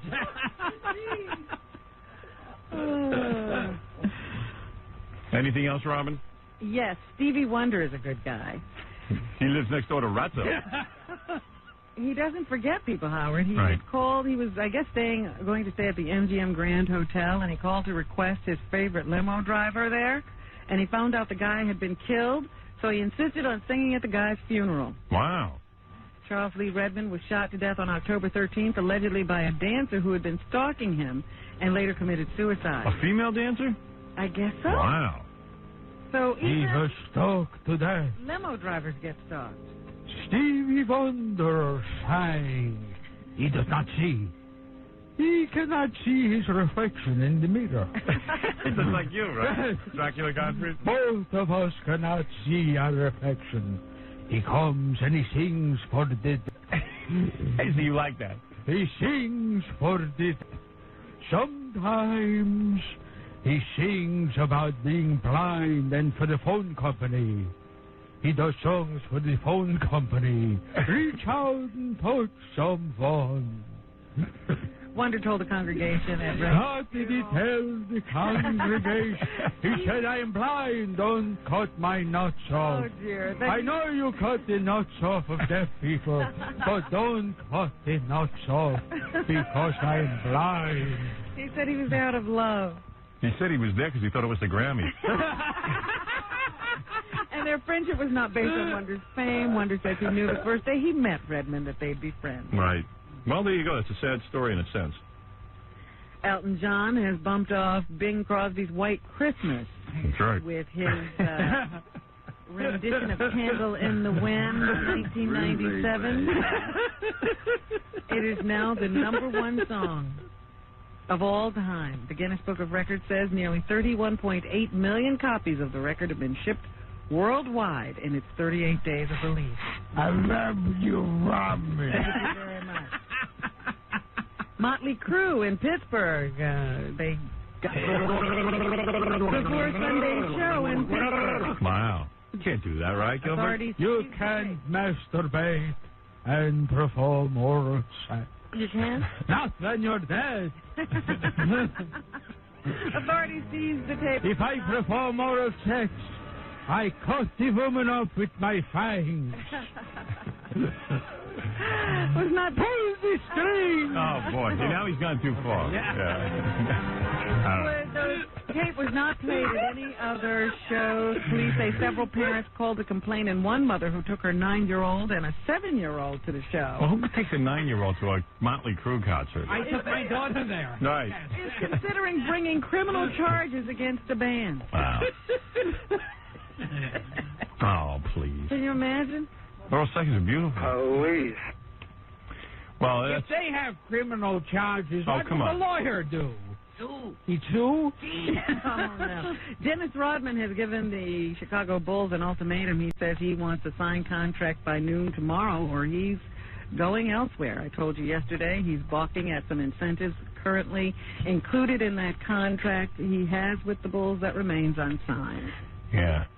He doesn't think he can meet the incentives because half the team is sick. I know. So he figures, they should lower the standards there. Wow. Well, we'll have to see what the Bulls do. Keenan Ivory Wayans, we were talking about Vibe earlier in the day. Did you ever do that show, Gilbert? Seriously, Vibe? Oh, no. Surprise. The one black show I haven't done. You're on tons of black shows. Yes. Black people like Gilbert. Yeah. They do. I don't know why. I should live with Ratso. He does all the black movies. He was in How to Be a Player. Right. Yeah. Yeah. You were very good in that. Yes, I was. I thought the book was better, though. Right. Anyway, Keenan Ivory Wayans also has a show on Late Night Talk. What's she say? The Vibe guy is... Bloobity, Vibe. Sinbad. Yeah. So, Keenan is out promoting his movie right now, and they asked him about his TV show. Here's why he decided to do a talk show. I love TV, and I had great success in television, and the movie industry is fun, but it doesn't have the same consistency as TV, and people easily can forget, and you pretty much judge project by project. And so the advantage in TV is it gives you a consistent exposure, and... What do you think the TV show's ruining him? It's kind of bad, his TV show? It's very difficult, I think, Yeah. for a lot of these people to come up with that funny stuff every night of the week. Every night? How about one night? Well, maybe for the sake of consistency, you do it none at all. Right. All those guys have done it in their way. The only thing that separates me from Johnny Carson is who we are as hosts. And Johnny had one style, and Jack Parr had another style, and I have another style. We all have different sensibilities, and couldn't he talk a bit faster? Humorous, and that's really what it is. It's the host, and that's what I discovered in my sort of research. I realized he researched? It's not the show. Oh, it's but the host. I'm not a Because the Schwarzer. format. What was that, Johnny? But I'm not a Schwarzer. Is what it is. And yes, you can try and embellish on the format, but all of that is irrelevant because it's the host that people are tuning in to see. Oh, he's killing me. So in other words, he says the host is what makes a talk show different. And Oh, really? finally, he tells us how you get guests. Uh-oh. The show becomes secondary. Your guests become secondary. It's about you, your monologue, the sketches that you do.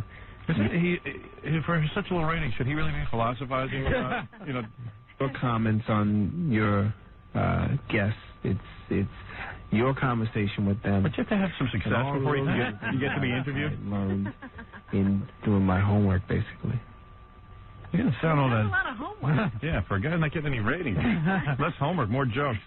If my show doesn't work out, I might have to live next door to Ratso, but I do not look forward to it. Crosby has given a second series by CBS. They have confirmed that he will host a series of versions of Kids Say the Darndest They say the darndest thing in the rent. The network has ordered 12 half-hour episodes of the show for the mid-season. Right. The kids' concept, of course, started back in 1952 with Art Linkletter's House Party. Sounds like a winner. Let's talk to the kids about it. No. Bill Cosby droning on with children. Yeah. That's what I like to see. So do you ever like this so bold name? They should have a show for pedophiles. With Bill Cosby and some young kids. That's something you tune into. So would you like to touch my bow giggle? Would you like to do the BC boo baba doo? What would be funny is you have a group of kids with Bill Cosby and they all claim that he's their father. That would be really good. Yeah, I'll watch that. What's up with that? All right, Robin. Is that what's happening? Do you want to know how it turned out for Johnny Rotten with Judge Judy, or would you rather wait till you see the show? I'd rather know from you. I think Johnny Rotten wins his case. Oh, he does? Yeah. Oh, see, you should have told us. Killed it. Now I can't watch. What the dillio? Right. And they think that Roman Polanski might wind up back in New York if he gets to return to the United States. Don't tell me that. They have come up with some kind of a musical version of an old film that he did. Yeah. He would love to produce it on Broadway. Lolita. Yeah. How about we deny him that pleasure? So those negotiations, I don't know whether they're still going on in California or not. You don't hear anything, but the rumor is that Roman Polanski is negotiating to get back into the country. What are you saying? Escaping after pleading guilty to statutory rape. Wow. Gilbert Gottfried at Caroline's next Wednesday, October 29th, Robin. Well, that's wonderful. I know you'll be there. We could go heckle him.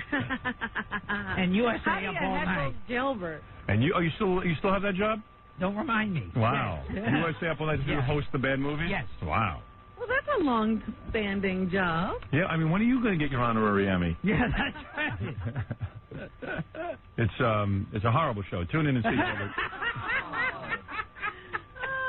Are they pleased with your performance now? For a while, they were a little upset with you, said you weren't putting any energy. Yeah, it wasn't intense enough. Right. They accused you of not putting enough energy into that horrible show. Like, wouldn't you be embarrassed if you had to put energy into that? Yeah, I planned this for a week. Yes. Oh my goodness. I really thought about what I'm going to do. I see the character as angry. Do you put some effort into it now? Oh yes. No, seriously, do you? Yeah, I study with Strasberg. Right. Jackie the Jokeman Marlowe has 2 filthy and funny CDs, Sgt. Pecker and The Joke Man. Only $12 plus $4 shipping and handling. Also on cassette, buy 2, get 1 free. Call 1-800-323-KING. Why don't you have a CD? I don't understand. He doesn't have a CD. He doesn't have a DVD. He has nothing. Jackie has all of this. He doesn't have a webpage. Friday and Saturday, Jackie, November 7th and 8th at the Riviera Hotel. Now, there's a gig. Oh, that's good. Nothing. Even Gilbert's like, how did he get there?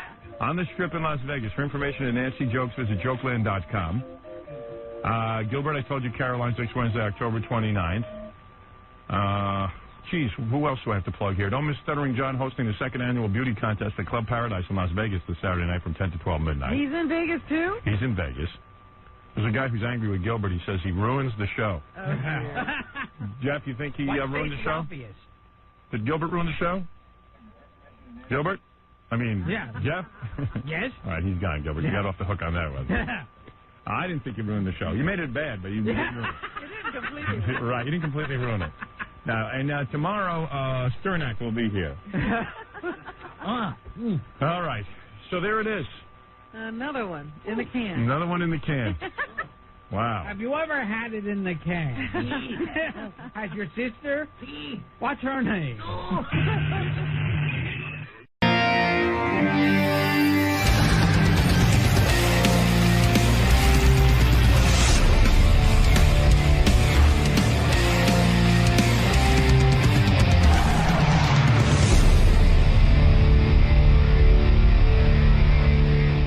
Ronnie corners me with business questions now. Like oh yeah. Used to be Ronnie was my driver, and I'm coming up in the elevator today, and he's like, "Hey man," he goes, "you know these people who run the Ronnie block party?" I go, no, I don't know any of them.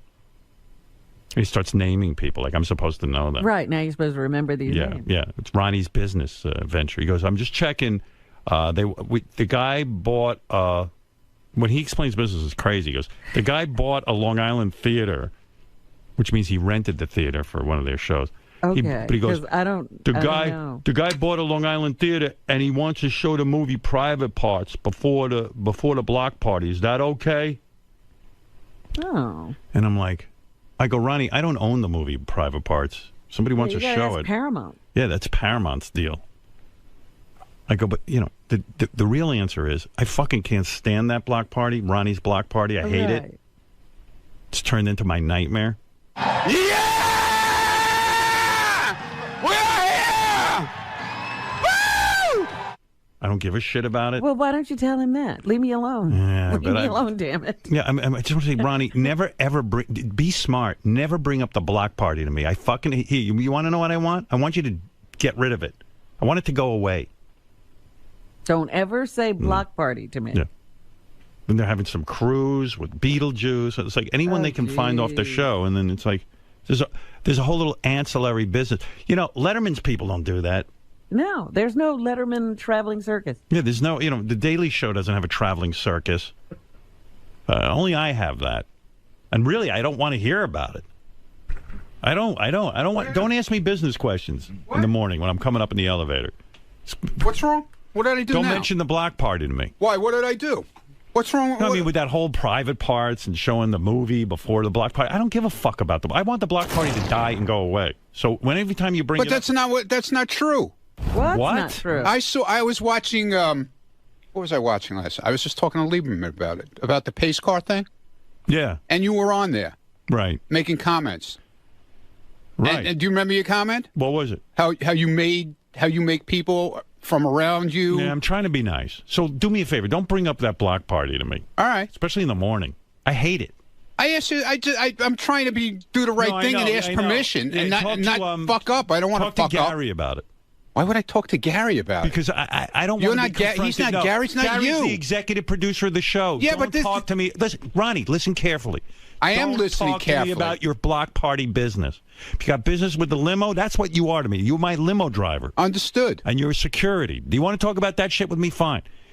You want to talk about your fucking block party business? Talk to Gary. Okay. That's it. Okay. I want to hear about it. I fucking makes me want to throw up. Okay. All right. All right. He doesn't understand anyway. I understand. I love how he says I'm listening while you're talking. She always waits till I walk out. When I say something, go ahead. What'd you say? Do you think that I could show the block party at the block party? No, not me. You think we could show the? Who is it then? I don't know this fucking guy you're in business with. The guy asked me. The guy in other words, the guy asked me a simple question. Yeah, the guy's got a direct pipeline to me through you. This is some fucking guy I never would pick up the phone on, and now I got to deal with him. You're not dealing with him. Yes, I am. It's a simple thing. I had to deal with you this morning, so this guy has a direct fucking pipeline to me through you. It's a simple. It's a simple thing. It's simple for you. It's a yes or no answer. It was no big deal, I thought. I don't like... Then every answer is no. Yeah, how about that? From now on, everything is no. Okay. That's all my answer. All right. Think of another question, and it's no. Okay, you got another question? So now, whatever question you ask me, it's no. Okay. Okay. Okay? Okay, gotcha. Like, in other words, do you think it's okay if this guy that I'm doing business with sells Howard dolls at the block party? Who said that? Nobody's saying anything. I'm not talking to you. What's the answer? He's making an example. I don't give a fuck about the block. I hate the block party. Now you know. I hate it. I hate that commercial you shot for your stupid fucking cruise. I hate it. It's not a cruise. Whatever it is. I hate that. I hate that all the people... that was... Beetlejuice is... I hate all that. No other show has that. I don't want that. Well, that's not what you said. I know. So I'm being a nice guy. So don't fucking bring up any more business. All right. So that this guy, whoever this guy is, has access to me. Talk to Gary. He doesn't have access to you. Yes, he does. Through you. He goes, Ronnie, ask Howard. No, that was my idea, ask Howard, because I don't want to make any mistakes. You have an idea, talk to Gary. Okay? Gary is going to be your... That wasn't his idea at all. That was my idea. Yeah, when you have an idea, as soon as you have an idea... No, it was my idea to run it by No, whenever you have an idea, go to Gary. That's all I'm saying. It wasn't my idea. No, when you have an idea to come to me, okay, just say, substitute Gary for me. And then Gary's going to come to you and ask you. Whatever. I feel What's more the comfortable. difference? Oh, it's a big difference. Hey, Ronnie, can I help you out on this? The difference is he doesn't have to deal with it. I understand what he wants. I'm the buffer. Okay. That way He's the guy who's going to tell you no. He can give a true answer and not have to be embarrassed. Here's what's going to happen. You're going to say to Gary, is it okay? Ask Howard if it's okay about the Private Parts movie. Ron, then Gary, should I ask him now? No, not in front of me. Then Gary comes to me. And I already Gary asked you, and you said it's meeting. okay. No, listen to me for once, and you'll learn how things work around here because you haven't figured it out. Okay. Gary and I will sit alone in a room, and I'll say to Gary, listen, I hate the fucking block party. Go to Ronnie and say, you're not even going to ask me, and just tell him no. It's not a good idea. That's how we do it. Gary pretends that he didn't ask me, and then when they say no, and then I'll go, hey, and then you'll say to me, Gary will be the bad and then, of course, you won't be able to take that answer, and you'll come to me directly. I'll go, oh, gee, Gary didn't even tell me. Okay? That's what's going on, Ronnie. Ronnie, I hate the block party. I hate it. I'm putting up with it for some bizarre reason because I'm too fucking nice. But don't come to me with business questions about some fucking guy who's got an idea about showing Private Parts. I don't care about this guy. You know, when I was working 24 hours a day on that movie and writing it, writing the book and Len Bloom and all that, I wasn't dreaming one day it would be shown at Ronnie's block party. What's wrong with that? It's for the fans. I hate it.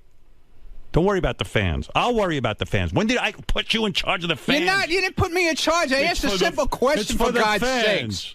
I asked a simple question. How about selling my books there, too? Maybe you could do that.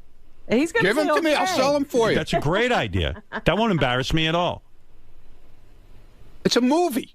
It's a movie theater with Ronnie, a movie. Just ask Gary. I already asked you. You said it was okay. I said okay. All right. What am I going to say? Oh, my goodness. I don't want to deal with it. Did you? I did because I fucking can't say to people's faces. And he fucking knows that, too. Oh, bull crap. You've told me no to things. What did I tell you no to? I don't remember, but you've told me no to things. No, you've told me no to things. Name one. I can't remember right now. Because I never have. Yes, you have. Yes, you have. What is it? Name it. I don't remember. You don't remember? You're saying I said no to things, but you don't remember. I know you've said no to things to me. Name one. Because there isn't one, Ronnie. Get out of here. All right. Now, how is this guy going to show the movie, Howard? I don't know. Robin. He's not going to go to Paramount and get a print. He's going to get a DVD. Yeah, of course. Yeah, it's gonna be like watching on a DVD what you could do at home. It's not even going to have a copy of the film. I don't know what he's going to have. Maybe he is going to have a copy of the film. So you don't have any problem asking me that question. Well, first before thing in the morning when I'm trying to read the fucking paper. Before I find out that. No, we were in the elevator. I didn't bother you in the elevator. You weren't reading the paper in the elevator. That's exactly what I was doing. No, you weren't. You were talking to me. No, I was reading the paper, and then you started talking to me. Oh, so full of shit, man. We were walking up the fucking Okay. So that's what you do. That's time for Ronnie's business hour. There's no business hour. I asked a simple question. All I want to talk about is where the car is going to be and when you're doing security. That's it. I've given you a great life. I know. I didn't say, what am I saying? Hey, you think we could show the movie Private Parts before the block party? I hate the fucking block party. And I hate imagine, you're going to sit 2 hours of a movie, then the block party? Why do these people have to be tied up all day? Instead of going to a block party, why don't you just drive me? There's a fucking concept. I do this when I'm not driving you. Yeah. Well, you could be spending more hours driving me. I don't want to drive. You don't want to drive? No. Oh, you want to be on stage yelling? Yeah. Representing the Howard Stern show. I'd rather have you drive me. That's what I'm paying you for, not to fucking go out. I didn't ask you to be the representative. I didn't ask you. I never said I was the representative. Right. So please don't bother me about movies. Be smart and keep quiet. What are you talking about? Go to Gary. And then I'll tell you no through Gary. Why would I go to Gary? Because I don't like. Do you understand? I don't want to answer you directly. All right. I got you. You're a guy I know over 30 years. I don't feel comfortable saying no to your face. I'm telling you that. Okay. I'd rather Gary do it. Why? Because I don't feel like being direct with you about your business You ventures. can be direct with me. I don't feel comfortable. You can say no. I don't feel comfortable saying no. I'd rather do it through Gary. What's your problem? I have a problem. Okay. Okay. So now you know. Okay. Gotcha. So don't piss on me and fucking I'm not ask me questions. pissing on you. How am I pissing on you? By asking me correct If I questions. pissed on you, I would just go ahead and do it. My answer is no. Without even saying anything. My answer is no to everything. Okay. Okay? Now you know the answer. Not to this, though. You already said yes. Yeah, go have fun showing my fucking movie. Why don't you show the Ronnie What's movie? wrong with that? Show What's the wrong fucking with showing Ronnie. your movie? I don't want anything to do with you guys and your fucking block party. I hate it. It's an embarrassment to me. So tell us to shut it down. I told you I didn't feel comfortable doing it. Well, then tell Gary to tell us to shut it down. All right, well, maybe I'll do that then. All right. If you're smart, you don't bring anything up. Just go out and do your block party. You don't tell me about it.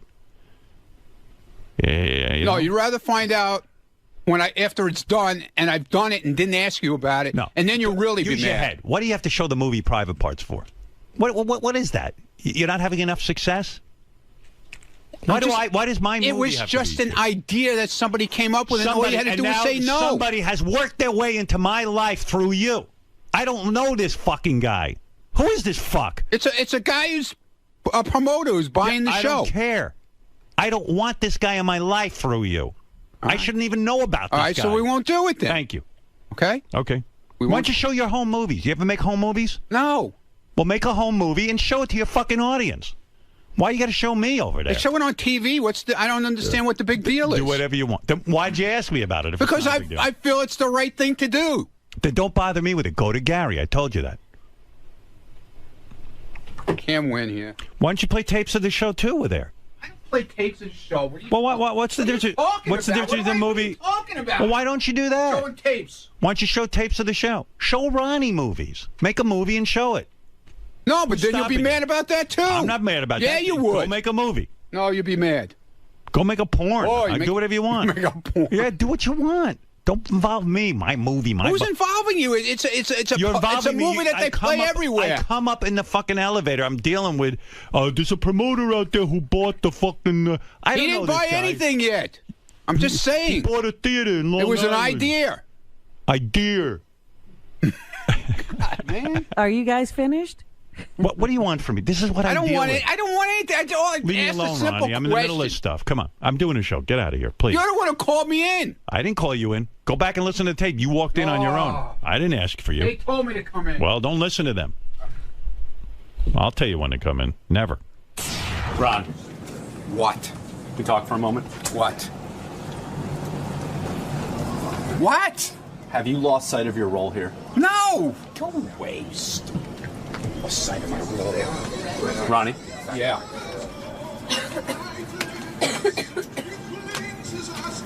Are you reading between the lines that Howard doesn't want to be bothered with things on the periphery? I don't need you to explain it. I just got to... Somebody just explained it to me, okay? I don't need you to explain it to me. How will you navigate... I don't need you to explain it to me. Well, how will you... I don't need you to explain it to me. Question. How will you navigate, going forward, how will you navigate what you can say to Howard? I'll set my GPS. That's how I'll navigate, okay? How do you know? That's why I have a GPS. How do you know what to say to Howard? I'll set my GPS to Howard, okay? Will you be sending everything through Gary now when you just want to say good morning to Howard or something very simple? What? How will you... Don't worry about it. That's not your concern. As a backup to private parts. I'll set my GPS to navigate, okay? As a backup to showing private parts, what will you show in lieu of that? Maybe a Cher concert, something more personal to you? What are you talking about? Because you obviously can't be showing private parts. Who said that? He said it was okay. Well, I got the sense that he doesn't want that to happen. And Ronnie, one more thing. Do you think the block party's gone too far? Do Howard's words echo in your mind that maybe perhaps you're using his name to generate Who's profit? using his name? Well, the promoter that was discussed, the whole concept of the block party. Howard seems to think you're commercializing his name without really his blessing. You don't know what you're talking about. You're making up shit in your head right now. I think I'm reading between some lines here. Yeah, okay. Well, read between the lines of your camera. Ronnie, I couldn't help but overhear. You're such a douchebag with this camera. I swear to God, I can't stand it. I couldn't help but overhear, Ron, that you're thinking about canceling every block party for the remainder of 2013. And if I do, is that your business? No, but I think it's a major part to this morning's show and the storyline that's going on right now. Do you feel like you're making a rash decision here? Are you reacting? Are you being too reactionary again? Are you automatically assuming that... stop it with your stupid I'm saying, like, does it camera. Mean, just because Howard's mad today, does it mean you have to cancel every single block party? Well, maybe if the, like I said, I know a guy for almost 30 years. I can get a fucking straight answer if I ask him a question. Are you insulted? I have to go to Gary. After all these years, I have to go to Gary and ask him. So clearly, you're insulted by this new mandate.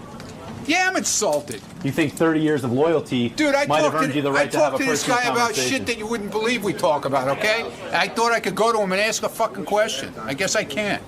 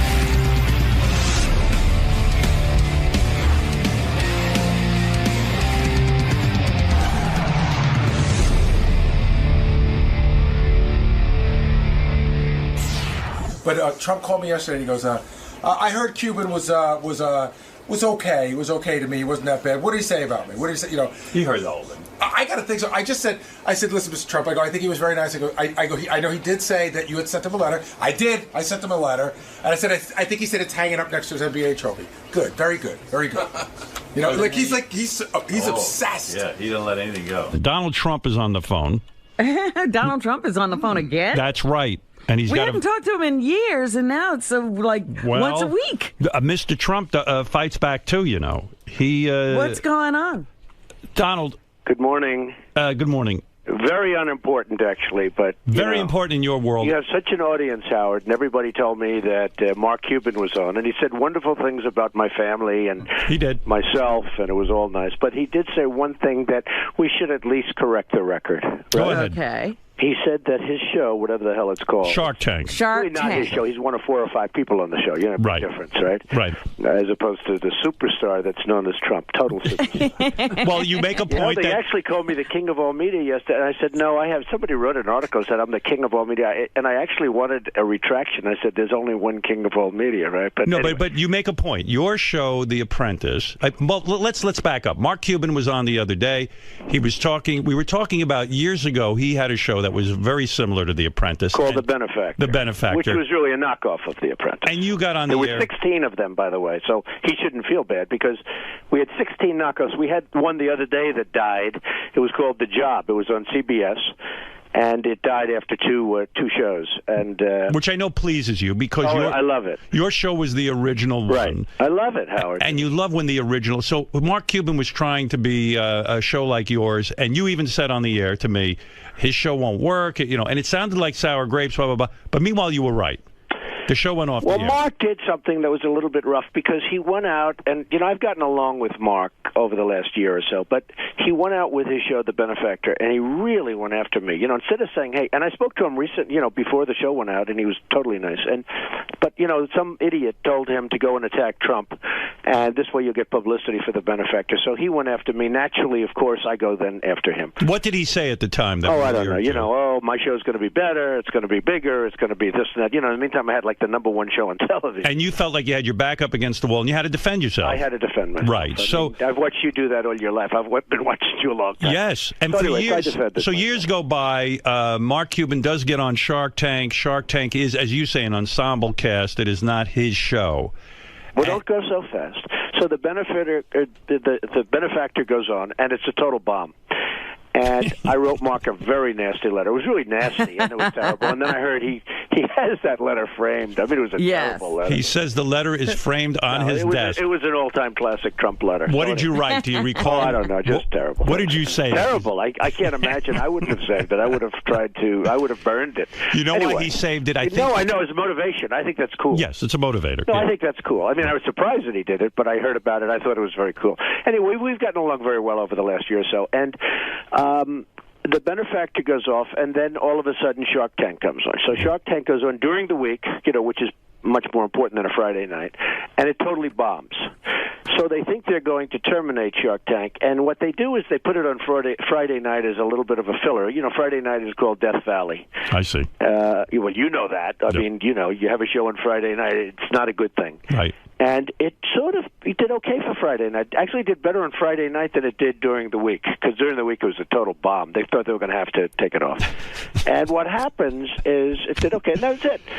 So, and it's doing okay on Friday night. But Friday night's not a television night. So maybe they should move it back to a real night, see how it does. So Mark goes on your show, said nice things, but then he did make the statement that the show, Shark Tank, which again is a show of 4 or 5 people that go, do different things, that it did better in the ratings. And I said, whoa, what have we here? Right. I knew it didn't. I mean, I knew that. But so I called up the Nielsen people. I have people that do this. And they called up the Nielsen and the NBC Universal people.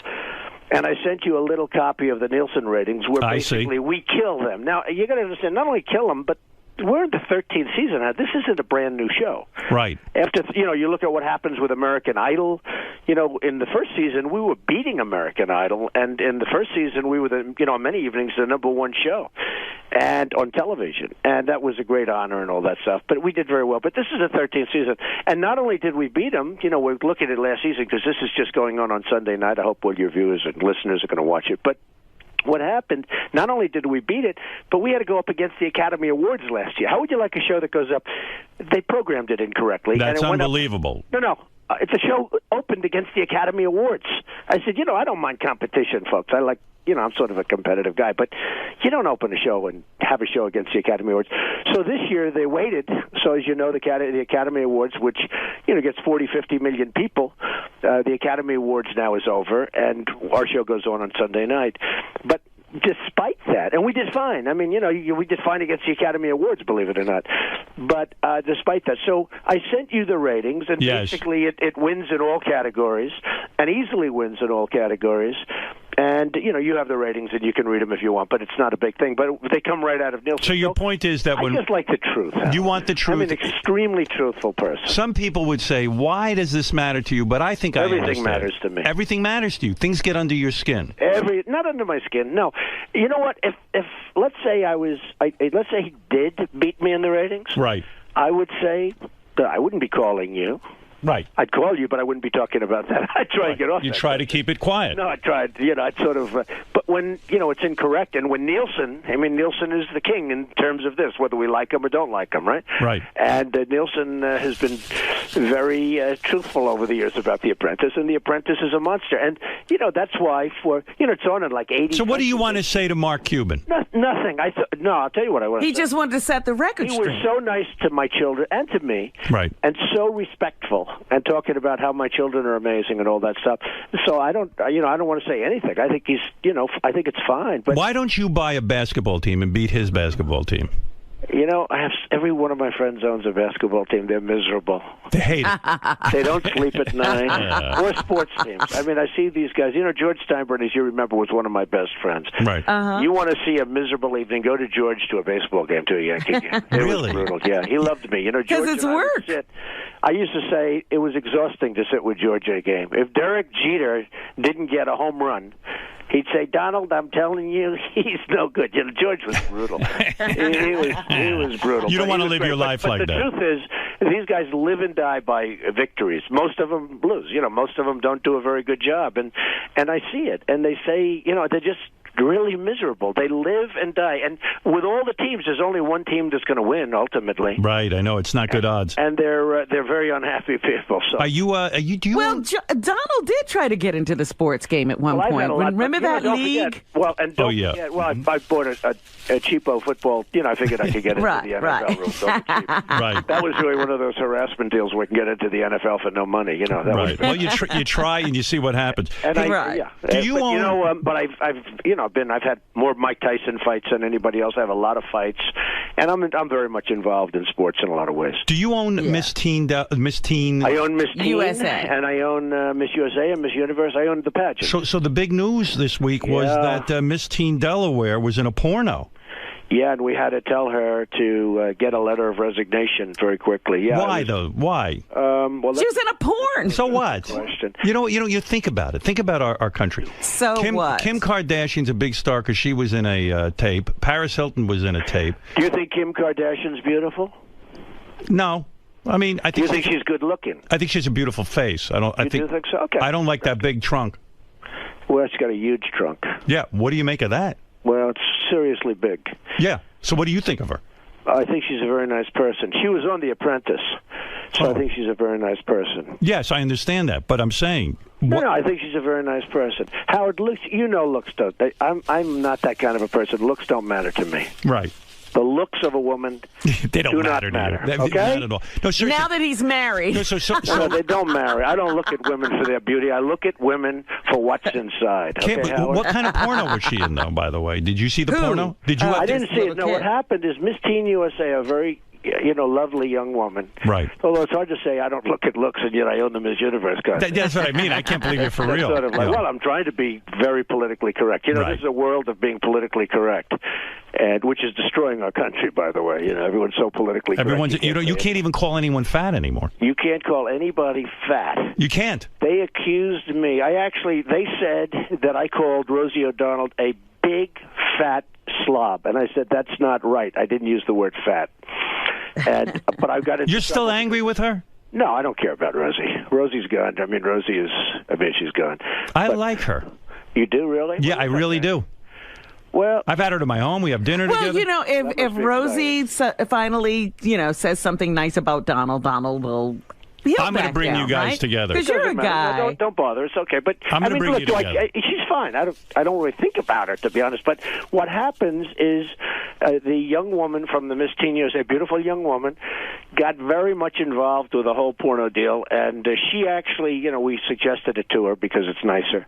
But she actually was, she gave her a letter of resignation. Because, that system, that beauty pageant system, people don't give it enough credit. It's an amazing system. These parents, the way these girls, most of them are grown. I mean, it's amazing. How does it work, though? It's like a military regiment. No, but how does it work? In other words, did she try to cover, she was in a porn, obviously, years ago or something? She was in a porn, and it came out, and because she... It couldn't have been years ago. She's not that old. Within the world of the beauty pageants, Miss Teen USA, that's, potentially a Miss Universe candidate. Right. Miss Universe.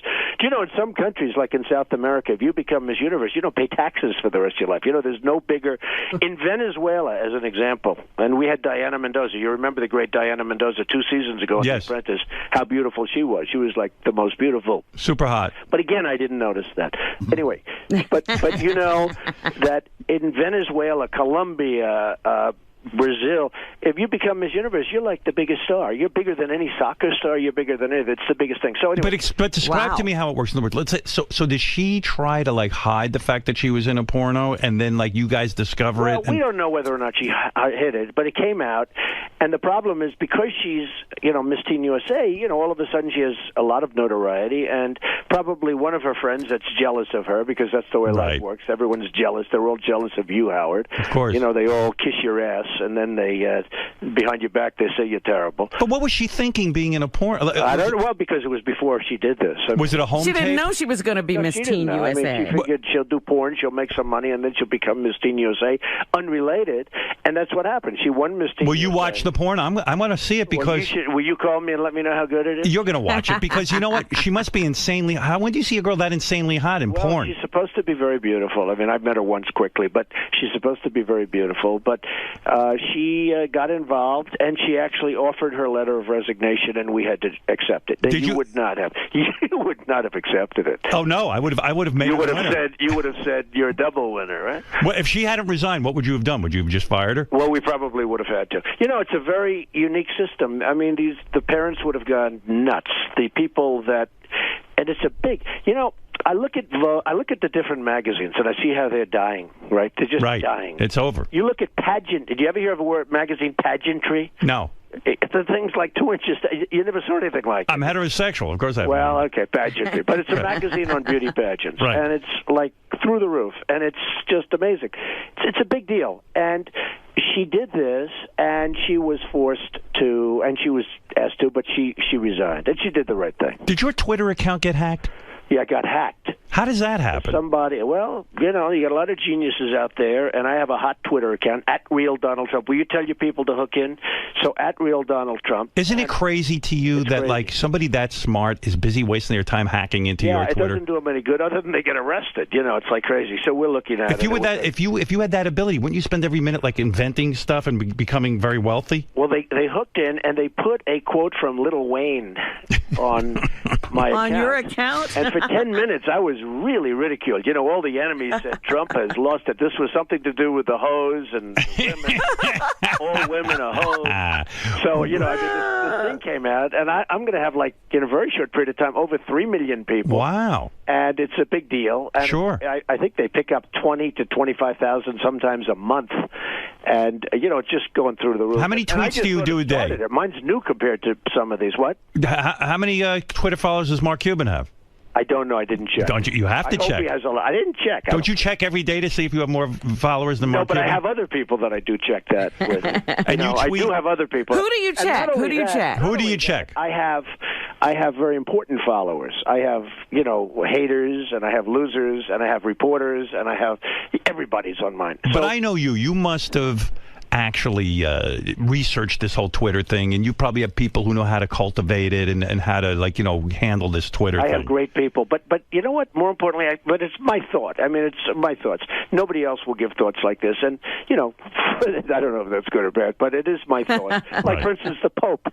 Why is he should just ride it out and die. He looks so bad. Everyone's saying, what did he do wrong? You know, they said it wasn't the first time. I said, oh, really? When was the last time? 600 years ago. Okay, look, let's call that the first time, right? But the Pope should just sort of sit back and enjoy and relax and put some other people and run it, and you die. You know, I'm used to watching old popes, like Pope John. I mean, the guy couldn't even walk. He was bent over like a pretzel, and he was cool. But the thing is, Donald, you must imagine that something very bad is forcing him out of office. There probably was, but I don't know. This Pope didn't resonate. You know, a little bit like Mitt Romney. Mitt Romney should have won the election, and I liked him, and I do like him. He's a nice man, but he didn't resonate. He does. You don't warm up to this Pope. You know, I liked Mitt Romney, and I call them the same. This Pope didn't resonate. First of all, he comes from Germany. Somehow, you know, hey, I'm part German. You know, a German Pope. I'm not sure that works. What do you think of the new black Pope, maybe? That might be a big deal. That would be very exciting. Donald wants to see a birth certificate. Do you want to see a birth certificate on the black Pope? That would be very exciting. Very exciting. Hey, but listen, on the Twitter. So it's like I'll have 3 million, 4 million people within whatever period of time, right? So for, you know, millions of people. So essentially, I own more than the New York Times by a lot. Right. And I don't have to sustain the losses. That's true. You know, the New York Times used to have a lot of power. Now it's a whole different thing, and it loses its ass. You know, I mean, the newspaper business is going to be over very soon. When people see me reading a newspaper, like my kids, Ivanka comes in. She said, Daddy, what are you doing? She looks at me reading. What is that? She doesn't understand what I'm doing. I know. It's You're getting your hands dirty with that print. Why are you doing that, Daddy? And she picks out her computer. She presses the name Donald Trump, and she gives me 20 stories. Don't you? Isn't there something you love about still holding a newspaper in your hand? Me too. We're old-fashioned. They do too. Yeah. We're old-fashioned. But you get about 10 years younger, it's like they look at us like, forget it. Hey, do you lay in bed and watch the Oscars, and do you tweet during the Oscars? Well, I did this time.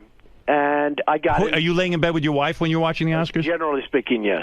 Were you completely nude and she was nude? Well, let's not comment on that, but she has at least she has a great figure. You ever tweet, we're here completely nude? Yeah, but we won't comment on that, but she has a great figure. But I did tweet on the Oscars, and I... Yeah, you didn't like the Oscars so much. No, I thought they were... didn't. First of all, I thought the set was terrible. It was so tacky. It was disgusting. I really thought Seth MacFarlane was fine. Right. I thought that, I don't like him. He did me on the Comedy Central roast. They roasted the hell out of me, by the way. Right, I remember. Yeah. He was the guy, and he was terrific. It was terrific then, but he could really be the Seth. He was held back, even though they said he went too much. He was held back. Right. But I thought that there was a lack of glamour. I mean, even the woman who won, she falls down the stairs. That's very glamorous. Remember that dress? No, think of it. Yeah. Think of it. In the old days, Vivian Lee. They knew how to do it. But you're right in a way. Vivian Lee did not fall. Clark Gable didn't. You're right. Her falling down was sort of the symbol, if you will, of the whole thing falling apart. Yeah, the whole. No, I thought it was fine, but I didn't find. And I tweeted. I said, "Where is the glamour?" Because I'm a romantic. People wouldn't know that about me, but I'm a major romantic. But I said, where is the glamour? Where is the beauty? There's no beauty. There's no glamour. Why can't I warm up to that Anne Hathaway? I find her annoying. You know what? I'll tell you what. It's going to happen. She lived in Trump Tower. I like all people that live in my buildings. Okay? Right. Anybody that lives in my building, even if they're really unattractive, I consider them to be beautiful. All right? Right. So what happens is she lives in my building. She lived there with the Italian scoundrel. You know the scoundrel? Oh, yeah, Yes. yeah. And we didn't know. He paid his rent on time until the very end. It was one of those things. But she got lucky when she got rid of this guy. But she lived in my building, so I got to see her up close and personal. I wasn't a fan at all, but she's grown on me. It's like the Mona Lisa.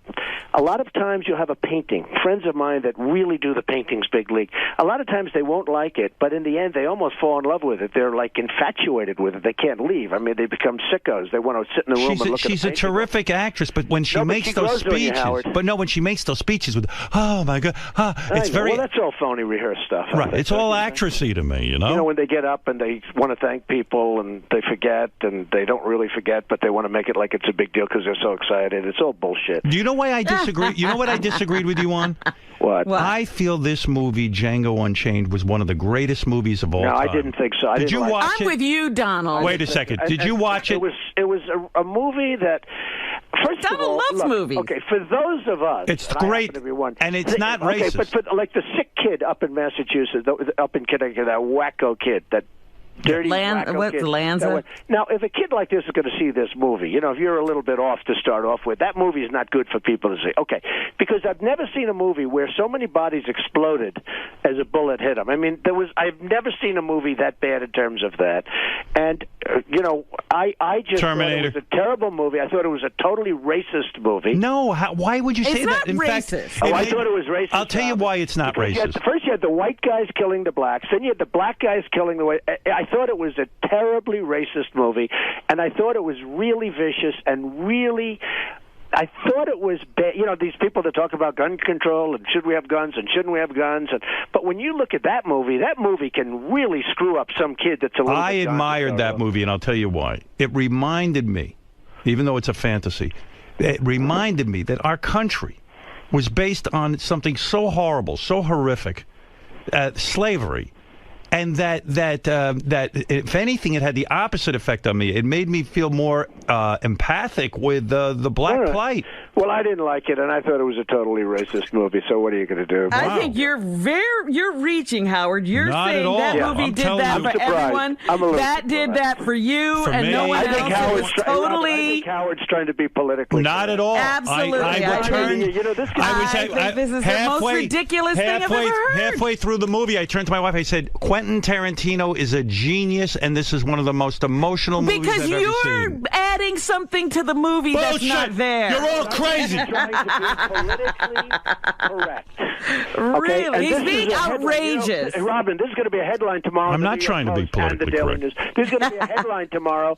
Howard Stern tries to be political. Because No. How long have you been on the air, Howard? Donald, this is how I really feel. Ever that he's been politically correct. I'm telling you my true belief. I've always been honest. It was a racist movie, Howard, and it was a shitty movie, in my opinion. One of the best movies ever made. It was totally just a revenge movie. It was nothing. I thought it was a nothing movie, and I thought, when a bullet hits the body doesn't have to explode for 2 blocks away. The whole thing was disgusting, and that happened hundreds of times.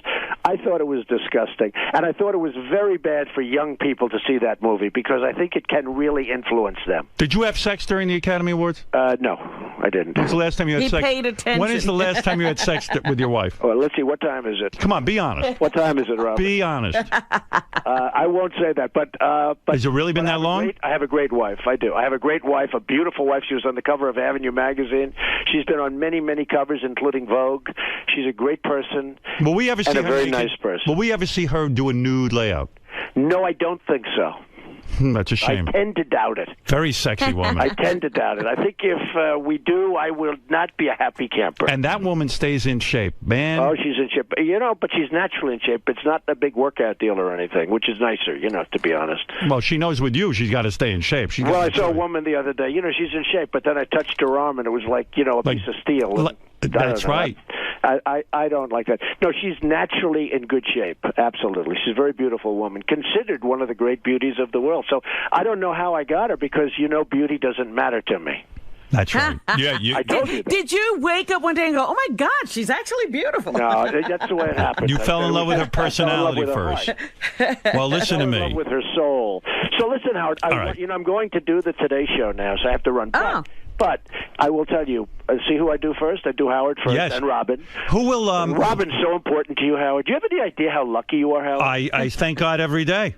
I mean, I do. Robin is just great. She's got such a way. She's fantastic. No, that's true, and I've said it a long time. She is fantastic. This is not a major breaking story, but she is fantastic. You're Well, right. thank you. You're I do love absolutely her. right. So, Howard, I just wanted to call you up at the Nielsen ratings. And Very good. if you We look have at it. The Apprentice versus that other show, Right. Shark Tank, which is fine, by the way. I think it's fine. But if you look, The Apprentice blows it away. Do you have the Nielsen ratings? I have it in front of me. You're not lying. Confirm that. I am confirming it right now. Thank you. By the way, answer this one question. How old is Melania allowed to get before you cut off her age? Well, I'd love to give you an answer there, Howard, because I could do, but then it becomes a headline, and so I would say this: when she's 80, 90, I would still consider her a great beauty and a great wife. Yeah, I think this marriage is going to last. I always said it. Well, she's very strong and very nice. I mean, she understands me. She gives me my space, which I really need. One quick story on Melania, because I have a couple of minutes. They just told me, but one quick story, because I do love this show. One quick story. So Tom Cruise calls me, and he wants to go to the Wellman skating rink. So I call up Melania. I say, can you believe it? Tom Cruise called. Do you believe it? She goes, but why do you tell me this? You're a much bigger star than him. He is nothing compared to you. He is nothing. Tom Cruise is just a movie. You're the biggest star in the world. There's no bigger star. She knows how to get you hard. Well, no, I said, really? Do you believe that? Yes, of course. Don't even waste my time by telling me about that. And I'm saying, other people, if I said that, they'd say, I can't believe, what does he want you for? So she's very smart, and she's a terrific woman, and that's good. She loves you. And I love you guys, and take care of yourselves. I just want to set the record straight. Who will be interviewing you on the Today Show? Matt Lauer. All right, very good. Okay? All right. So long. So long. Bye-bye. Bye, the wonderful and vivacious Donald Trump, who reminds us that he is beating Mark Cuban in the ratings even still.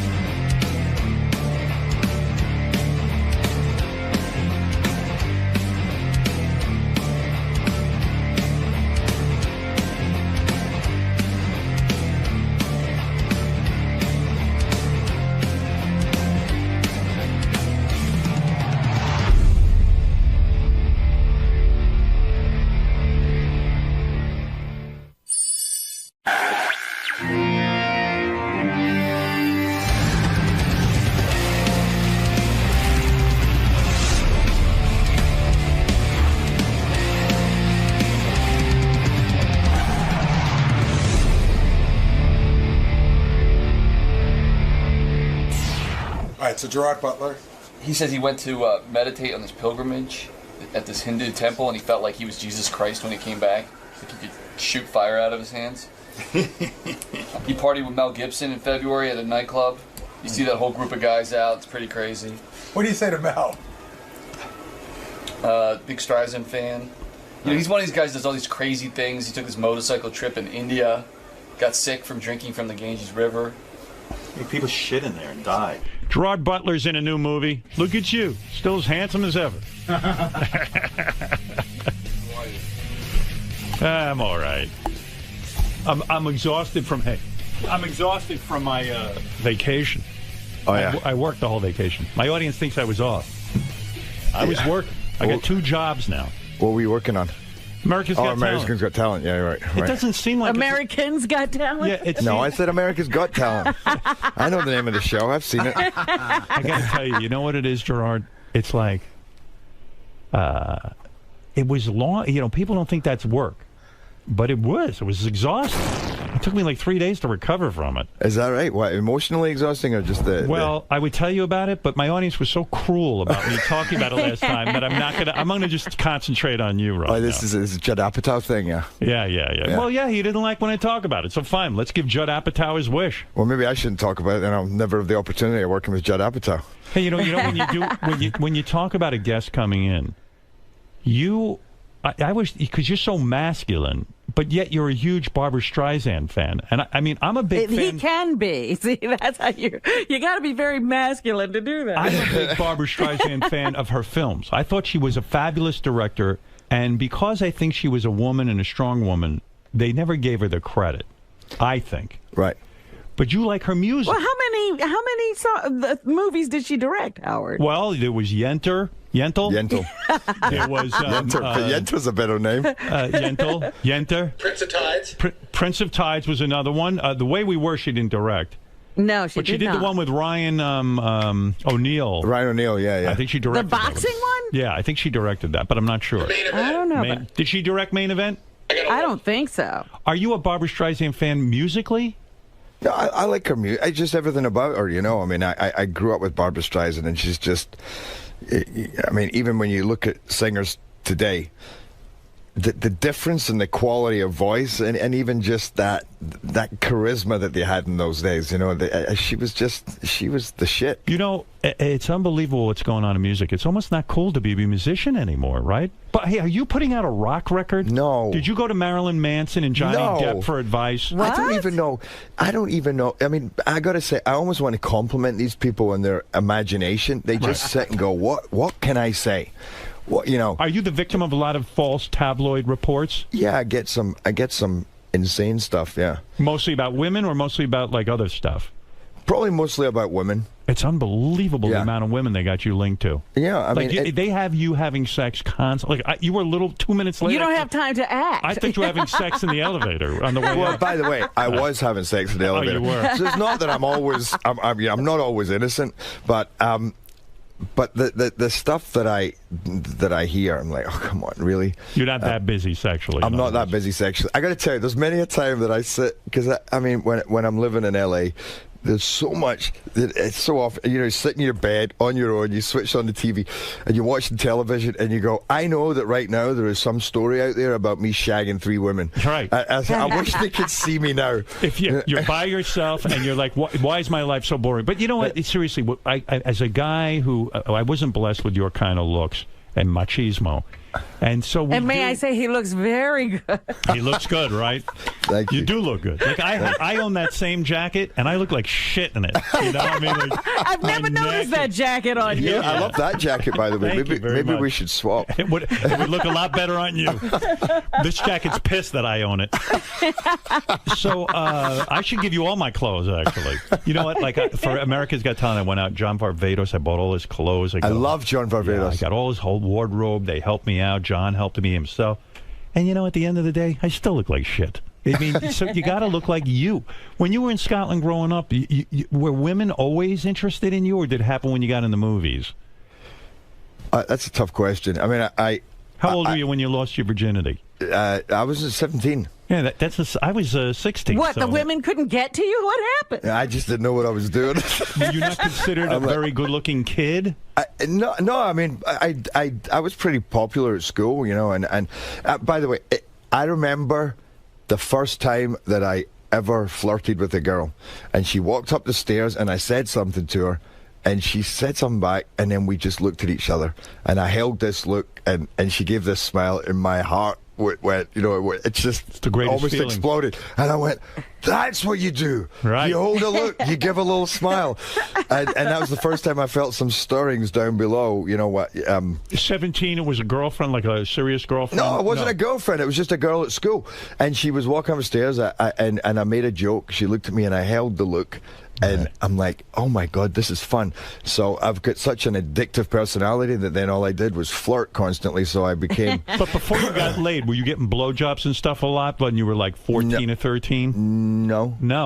Wow. Other stuff, but not blowjobs. Yeah, I mean, Just making out and stuff. like I would get freaky chicks to make love to me, and then like it would be long between girls, like it would be like months and sometimes desert. a year, like a desert. It was awful with this face. I had I didn't even have that good a personality, so everything was working against me. You know what I mean? There was one girl in the chemistry class, and I remember we used to always these Bunsen burners in front of us, and we sat at the back, and she used to wear these black stockings, and oh my God.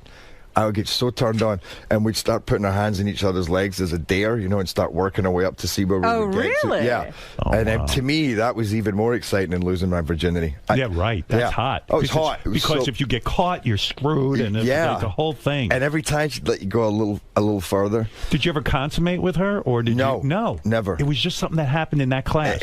Once in the toilet in my house as well, but I mean, never. What do you mean? She actually came over and she started to screw around. Well, there's in the a crowd of us over at my house, and we ended up in there kissing and kind of pressing against each other, and it was. Why do you think you never made love to her? I didn't know what I was doing. I mean, you were that, yeah, right. Did porn help you learn how to do? No, I wasn't. That's what I learned from porn. From really? porn, yeah. Okay. That's why he was arrested several times. yeah, I think you were supposed to just rip a woman's clothes off and do whatever you wanted to her. I didn't know you had to ask permission. Okay, you're leading me to so many. I went through to my brother's house to visit him in Edinburgh when he was a student. I just started law school, and the guy in his room had a box, I swear to God, 4 feet high, full of porn magazines. I didn't have any porn magazines, and he was throwing them out. My brother said, "Do you want some of these?" And I was with 3 of my friends who were all law students, and I took a bunch. We get in the car, we drive back to Glasgow. I'm going into the university. And they dropped me in the middle. It's this street that everybody crosses. Everybody who's in the university, they all cross. And I used to be crazy. Well, I was still a little crazy, but I used to be really crazy. So I decided to do my French Connection impersonation. So I opened the door while he was still moving, and I dived out and rolled along the street. Are you insane? I'm insane. How fast was this car moving? Oh, it was slowing down. It was maybe 40 miles an hour. No, I'm joking. It was like just a couple of miles an hour. I roll on the ground, and I'm thinking, the boys are going to love me. That's crazy. My buddy Diarmid gets out the car with all the porn magazines.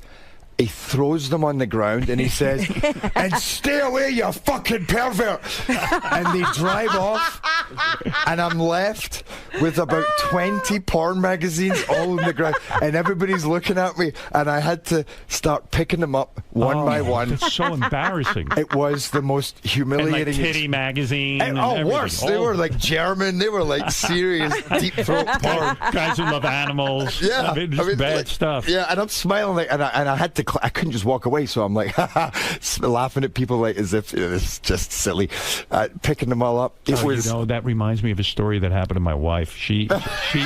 We get so much free porn here and sex toys and stuff. Right. So we had a friend. She said, Howard gets all those dildos. She hadn't been dating. She said, bring a couple of those dildos that he gets over to the house. So she wrapped them up in a paper bag. I gave them to her. She's walking down the street. What are the odds of this happening? The paper bag rips, and the dildos are all over the ground, and she has in front of like tons of people picking up like a black dildo, like 12 inches this long. You know what I mean? It's just so fucking embarrassing, right? I mean, it's too much. When you're picking up porn off the street, and women are probably like looking at you like you're dirt. Yeah. Oh, it's just awful. By the way, there was another time, you just reminded me, I was in a bar, and for some reason, I had it's not like I used to carry a lot of condoms around, but I had got a bunch, and I had 5, and I put them in the inside of my pocket, and I'm sitting in a bar. It was an old beaten-up denim jacket, and it had a hole in the inside. So I'm sitting talking to this guy, and there's a bunch of girls, and this girl walks over and says, "Excuse me, buddy," and she picks up 5 condoms from the ground. Oh, my God. That it looked like I'd crapped them out. And then you look like a douche. I mean, yeah. it was not my best moment. Right, it's like, oh, there's Gerard Butler. The guy who carries like 5 condoms because he knows he's going to get lucky. By the way, now that I look back, I think it probably made me look pretty, pretty masculine. Yeah, babe. What about it? Do you still wear a rubber when you're with a new chick? Yeah, you do. Yeah, I'm going to say that anyway. You have no idea how many guys I interview, single guys like yourself, good-looking dudes. They don't use rubbers. It's like, and they laugh at me because I use one. You still use one? Yeah. You're gonna He's laughing at you too. Yeah, I use one, but how am I supposed to have birth control? Oh yeah, that's. I mean, seriously, I don't want to, have more kids. Does Gerard have like children floating around out there? Apparently not. Right. I mean, I always thought when 300 came out it was a big success. That I'm like, I was waiting for a call. I thought if there's somebody out there, this is the time. This is the time. Yeah, but I didn't hear anything. Do you worry about your looks? Honestly, seriously, because I mean, everyone, all these women carry on. Everyone, how good looking, and part of the reason you get all these leading roles is because you look like a leading man.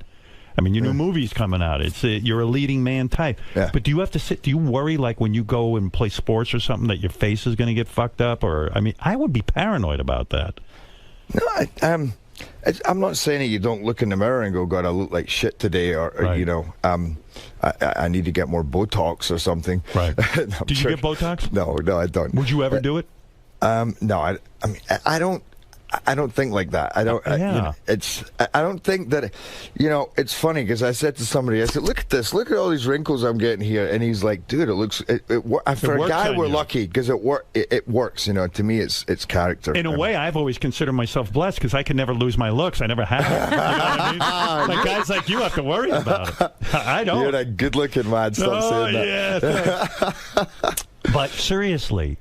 If a producer says to you, look, like they have the role of a lifetime for you, they read the script you love, and they go, hey, listen, man, do a little Botox around your eyes or something. Would you do it if they told you? Oh, if it was for a role, you would do it. Because I'd be just as happy to make myself look ugly, or get fat. Right. I'll if it's for a role and it's something you're really willing to commit to, then yeah, I mean, I would do it for that, but not for my life. I don't care enough like that. It's there's certain things in coming from Scotland that it's just you're not wired that way. Scottish dudes are very masculine. They don't sit and think about Botoxing. Yeah, when I came over here and guys started talking about trimming and stuff, I'm like, what the trimming fuck is that? You don't trim your bush, do you? No. I don't either. Yeah. Are you circumcised? No. You're not? We don't do that. Do chicks freak out? I still have the umbilical cord attached to me. They don't even cut that.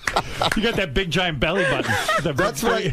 By the way, that's why I did lose my virginity till I was 17 because I tried it with my umbilical cord when I was 13, and it was just. Do you have a big belly button? Do you have like a thing like? Do you have an outie? You see that thing that's sticking out of your belly button? Yeah. No, it goes. I grew up in a very poor community, right? And some of the kids had belly buttons where there was like a stick coming out of it because they had botched like umbilical cord detachment, I guess. Like, it was crazy stuff I used to see. Oh, wow. It was like a tail in front. I'm not shitting you. So if you're not circumcised, which by the way, I am so against circumcision. I mean, that's a man-made fucking thing. It's got to cut down on your sensitivity on your penis. For sure. I'm circumcised because, I grew up in America. That's what they do. They cut you. But it's got to be wrong. I mean, I never having been circumcised, I can't say, but all I know is, for me, it's very sensitive. Right. And that's, when I'm having sex, that's the amazing. But do chicks freak out? Do they ever sit there and go, oh no, he's not uncut, because some women just can't deal with it. Yeah. I mean, there's times they're like, oh, wow, look at that. Yeah. I've never really seen... Because they've never seen it before. Yeah, and then they've never really seen one that small. I've never really seen one like, I get that a lot. Yeah. I'm pretty sure they cut off too much of my circumcision. But do you have to teach a woman how to be with you sometimes because they don't know how to handle an uncircumcised No, penis? I don't think it's that different. I mean, I don't... Well, they got to pull back that skin, right? And then blow you. Don't they have to pull back? Oh no, I don't know. I don't know there's enough nothing about. to- Oh, really? It's not the pull back. I don't know. I've never handled an uncircumcised cock. I've never handled a circumcised cock. If it was the right role, would you get circumcised for your? No, that would be going too far. Because Fred's uncircumcised, and he always talks about he had to learn how to clean the thing. There's always cheese in there and shit, and all kinds of stuff. By the way, you only get that if you haven't been, if you haven't been careful in the first place. You got to. That's the thing. Your hygiene. You got to be a little more careful about hygiene. Rightly so. Yeah. Yeah, absolutely. Yeah. It's a good conversation. Good morning. Let me tell you something. These chicks love you so much. You could sell your cheese on the open market. People would pay you. I'm telling you, these girls want it. Okay. Like Robin, if Gerard said, "Hey, look, I'm going to make love to you, but I haven't showered in a week, so you're going to have to put up with my cheese," you would. You would. You know you would. You would. Stop it. Seriously, Robin? Okay, I know her. She would. Okay, we'll talk after. It's a nice snack afterwards. Give me a break. Please. So when you were growing up in Scotland, and I remember the last time we talked, you were a lawyer, which is crazy. I mean, you went to law school. Going to law school anyway. Yeah, and I mean, and then you decided to become a movie star and an actor. And I'm thinking about this. I'm looking at you now, and I remember the movie 300 where you really bulked up, and because you were saying earlier you would get fat for a role and stuff. I mean, you're super trim right now. Yeah. You must have put on 20, 30 pounds of muscle for 300. It was about 30 pounds. Yeah. Jesus. Yeah. I mean, that was months and months and months of training, and I don't know if I have that drive now, but then I was so driven because when I got that role, I mean, it's funny. It was crazy how I got that role because the producers and the directors said, "We want you to play this," but they were in a weird situation because the movie had just been greenlit. Warner Brothers were very nervous about it, so they didn't want to put me forward to the big cheese. Everything we do is cheese. The big cheese. Yeah, right. And Warner Brothers said, were they nervous because you weren't a big name? Yeah, basically, yeah. I mean, at that point, and they didn't know. Also, are they going to say that's is Alan Horn, who was the president, then going to say that's the guy we want? So they said, we're going to do this in a weird way. We want you to personally call Alan Horn. So I had Who's Alan? Alan Horn was the president of Warner Brothers, right? And he's a sweetheart, and I knew him. But I called him, and it was embarrassing because an actor doesn't do that. You don't call the president in the studio. No. And he didn't know because they hadn't told him that I was their guy. So I had to call him, and he said, "Look, I appreciate the call, but this is not really the way we do it. You get nominated by these guys. They come to me and my right-hand man." And I said, I know, but just let me come in. And I'd never done that before. My way would be normally, oh, okay, sure. I said, just let me come in. He says, you know what, come in and have a coffee. So I went in and had a coffee. Because you're not forward like that. I'm not normally forward like that. And yet the roles that I got were always the ones that I actually was very proactive and just kind of took a gamble. So is that a good lesson for actors, that you have to sometimes be that pushy, aggressive guy even though it's against your nature? Yeah, and you know what's interesting is that I was just talking about this the other day. As an actor, I think what happens when you start getting offers is you just look at those offers and you forget that the quality is always going to get higher when you have to fight for a role. So the roles that aren't coming your way, so you got to keep looking up rather than on a parallel level. And I think I was getting to a stage where I was just looking on a parallel level because actors get egos. I mean, you stop auditioning, you say, well, I'll only read this if it's an offer. And by the way, you get a lot of scripts to you, so you can't sit and read all day, but you can only, do so much. But it's always been in those times when I had to fight for something that tenacity comes out. You're right. So after you have a couple of hit movies, all of a sudden you're like, hey, I don't have to audition for this. I don't have to go in and beg for this. But meanwhile, you're right. You can't lose that hunger because the good roles are the ones everyone's fighting over. Exactly. Who are you up against all the time? Is it like a type? Like, are you? Is it like you and two other guys? Yeah. Who's your guy? Who is my guy? It depends on the role because sometimes they're kind of slanting a little older, so they might say it's you or Russell Crowe, or other times, it maybe Jeremy Renner or Tom Hardy when you're going younger, and those guys are phenomenal. Right. And sometimes they come your way and sometimes they go there. And I always think they go the way they're supposed to go. You just, otherwise you make yourself crazy. And I learned that early on when this role I wanted so much. And the guy that got it is an English actor called Max Beasley. And it was a Scottish role and he's English. Right. And I thought, you know what? I could look at this two ways. I could be angry or I could say, good for him. He, you know, he's managing to pull off getting that role in another accent. Yeah. So that should just inspire me to work harder, and one day I'll be that guy. And he had more of a name than me, so that one day I'll be glad that I'm the guy who has that name, and will get those roles. So I try to look at it that way. How hard is it for you to remove your Scottish accent when you go up for a role? I mean, is that difficult for you? No, I've done it. By the way, I feel like I barely talk Scottish anymore. I listen to myself and I'm going, what am I? I sound, you know, I'm a hybrid because I've done as American in so many movies. How do you learn to speak, you know, with American, so to speak? You go. Like, who do you emulate? Like No, well, you can't go to a guy from Boston because he's got sort of like a Boston accent. Unless you're playing a Boston guy, Right. and that's Unless a you tough accent. Yeah. Well, most people in movies speak in a general American accent. Right. So, and I don't try and focus on one person because then you're going to start getting caught up in their habits.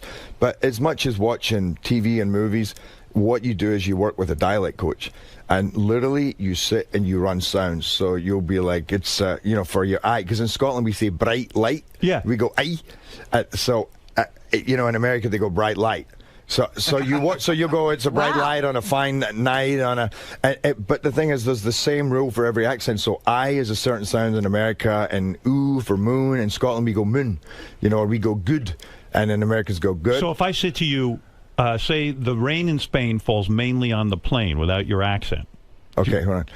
Hold on, because you normally you got to get your mind. This is the hardest thing, I think. Okay, the rain in Spain falls mainly on the plain. Wow. Yeah. Is that okay? Yeah, that was pretty good. And normally you do warm-ups because you got to, for American, you got to relax the lips, relax the tongue, and you got to just start talking like that. Because if somebody hired me to play a Scottish guy, right, to stay in that vernacular, to stay in that accent, is very That's what I was going to ask on the set. Do you stay American? I do. But, you know, and that was the biggest thing as an actor that I did, because I was very shy to just walk around and improvise. And I realized one day it doesn't work when you're just going in for an audition and putting on an accent, because what starts happening is you start talking like this and you neither get the performance or the accent. Because that's so forced. You got to make it part of you, so you have to walk around all day. So I started walking around, I started talking, and I thought it doesn't even matter if it's bad, because people don't know. They don't think that's a bad American accent. They just think he's lived here for a certain amount of years. You get every accent imaginable. And my best buddy was like, dude, you sound like an idiot. And I'm going, you know, he's a director. I'm like, you're supposed to be supporting me. Stop telling me that it doesn't sound American, because it doesn't matter right now. What matters is that I'm learning to laugh, to sigh, to go high, to make it natural. To make it natural, and it made all the difference to me. Because I would imagine, like when I hear about Daniel Day-Lewis walking around as Lincoln all day, I think, wow, that guy's a fucking tool, you know. But I get it in a sense. I mean, you got to stay in the voice, right? Yeah. And he's British too, so he's dealing with it. He should say that in his speech, by the way. I'm the tool that won the Oscar. That's why I act like a tool. The guy's a great actor. He's amazing. Amazing actor. Yeah. But Jesus Christ, imagine walking around all day as Lincoln, and then all of a sudden you take out your cell phone and he goes, "What's that?" It's I'm the president. I've never seen such a device. I mean, how far does he take it? He's probably still living as Lincoln. You know what I mean? His wife said, "Why do you never answer my calls?" He said, "Because I don't know what's a call. What's a phone? Did you shout? Why are you not yelling out your window? Who knows?" In your new movie, do you play an American? I'm an American. Yeah. Oh, no kidding. So was it tough or is it action? No. Yeah, it was tough. You play a guy who is... everybody's now... The new enemy is North Korea, because don't you play a guy who is protecting the president or something from North Koreans? Yeah, but it's... What are you, CIA or FBI? I don't know. No, I'm Secret Service. You're Secret Service? Yeah. Oh, that's cool. It's cool, yeah. He was ex-Special Forces, and they often move into the Secret Service afterwards, so he was... So what's the story? The North Koreans are attacking and you have to protect the president? Yeah, that's basically what happens. I mean, you cut into the story earlier where I was special agent in charge, so I was the president's right-hand man. And who plays the president? Aaron Eckhart. Oh, no kidding. That dude from Two-Face? Well, that's a very young president, isn't it? That's Two-Face. Because, you know, we wanted to, you often, when you get presidents in movies, you know, there's that kind of, I don't know, standard, very polished, a little debt. You know, there's a caricature that they have of presidents, and we wanted to make ours young and fresh with a bit of attitude, because, you know, it's a movie about heroes and how in a situation like that, it kind of makes it, you know, in your darkest hour, how we rise to the challenge.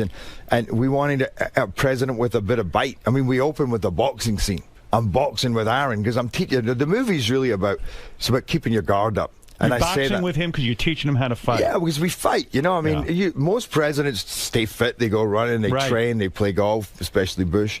And Bush they couldn't get him off the golf course. That's all he did. And I'm afraid Obama might be turning into that too. We got to get him off the golf course too. You got to go back to the White House. What's that? Right. In the movie, do you bring in Ambassador Dennis Rodman to meet with the North Koreans? Like, wouldn't that be a cool move? Yeah. But by the way, it's. The political backdrop is, there's a lot of tension between North Korea, South Korea, and America. Right. But the North Koreans in this are not the bad guys. They're just the unpredictable guys. We don't know. It's a black hole there. We don't know what they're going to do, because you just never know what they're going to do anyway. You always want to set a movie. You look at the global climate and you say, wait, if we made a movie about Spanish terrorists, nobody would go and see it because they're like, what? You know, they're from Jamaica. Like, what? Is that guy from Gangnam Style in your movie at all? Does he play the enemy? He's the leader of North Korea. Oh, Gangnam Style. Yeah, and he gets in because everybody's just like, what the fuck is that? And then he fucks with the president and he has to box the guy from Gangnam Style. I can't wait to see this. That's great. That's right, like a big dance attack. But they're actually terrorists. It's a militia force, so it's you know, as it often it's more style perhaps than Osama bin Laden, where he has his politics, but there's a personal vendetta going on because of what happened in his own life. And so Costner played a good Secret Service guy. Kevin Costner, when he was protecting No Way Out. He was protecting Whitney Houston. By the way, you want to hear something Bodyguard. crazy? I was an extra in that movie. You're kidding? I took a year out in America, and I was living like a bum. I ended up joining a traveling carnival and working in. This is after you became a lawyer. No, and your parents wanted to kill you because you wanted to be an actor. No, this is before that. This is when they wanted to kill me because I took a year out after my honors degree, but I still had to go back and do a diploma in legal practice and then train in a law firm for 2 years. Right. So this is before that. I went over there on a work exchange program for the summer, and then the day I was supposed to come home, I was still technically president of the Law Society in Glasgow. I called my mum and said, I'm not coming back.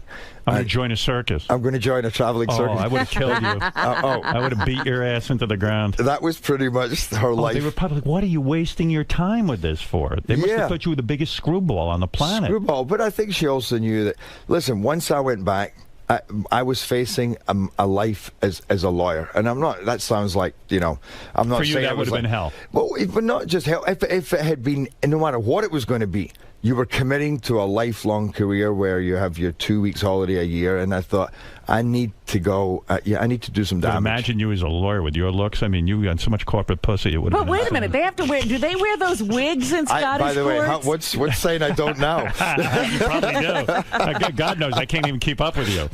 But do they wear those wigs in Scottish court? Yeah, they do. You would look good in that. So you'd have had to. I don't need a wig. I've got that. I've got that look. I just got to dye. You've got that puffy hair. So what do you mean you joined? What did you do in the traveling circus? No, it was a traveling carnival. So I was working on it was a device called the Wacky Wire. You know, that goes round in a spiral, and you got to. You ran a ride? No, it's a concession stand. Right. So people come and they pay $2 and they try to take it down without touching the wire, and it's pretty much impossible to do, especially because there's an arm at the back that holds it, and if you do it standing behind it, then you can do it. But if you're in front of it, you can't. You can't. But they win this massive teddy bear, and you're like, come on, win the biggest bear in the fair, $2 a shot. I'll give you 3 for $5. That was me. Yeah, you guys ripped me off. I think I lost that. So while you're doing that, you say, hey, let me go check out the movie business, and you go and you're an extra on that movie. Yeah, I wasn't even checking out the movie business, but my buddy who I'd met years before in Spain, who it turns out his father was Alan Marshall, who was a big producer. He produced Basic Instinct, produced Bugsy Malone. He did Jacob's Ladder. And by the way, he's now an assistant director and a second unit director. Now check this out. This is 23 years later. When I was in Spain, I was on holiday with my family. We were there for 2 weeks. I met him. I had to go home, and he's like, dude, stay at my place. I've got buddies coming out. So I stayed at his place, and I had no money, so I painted his house. His mum gave me money to paint his house so I could stay out in Spain. And he just worked. He worked on this movie, Olympus Has Fallen. Wow. It was like That's coming. crazy. So he Full was circle. Full circle. So it was kind of amazing that all those years later.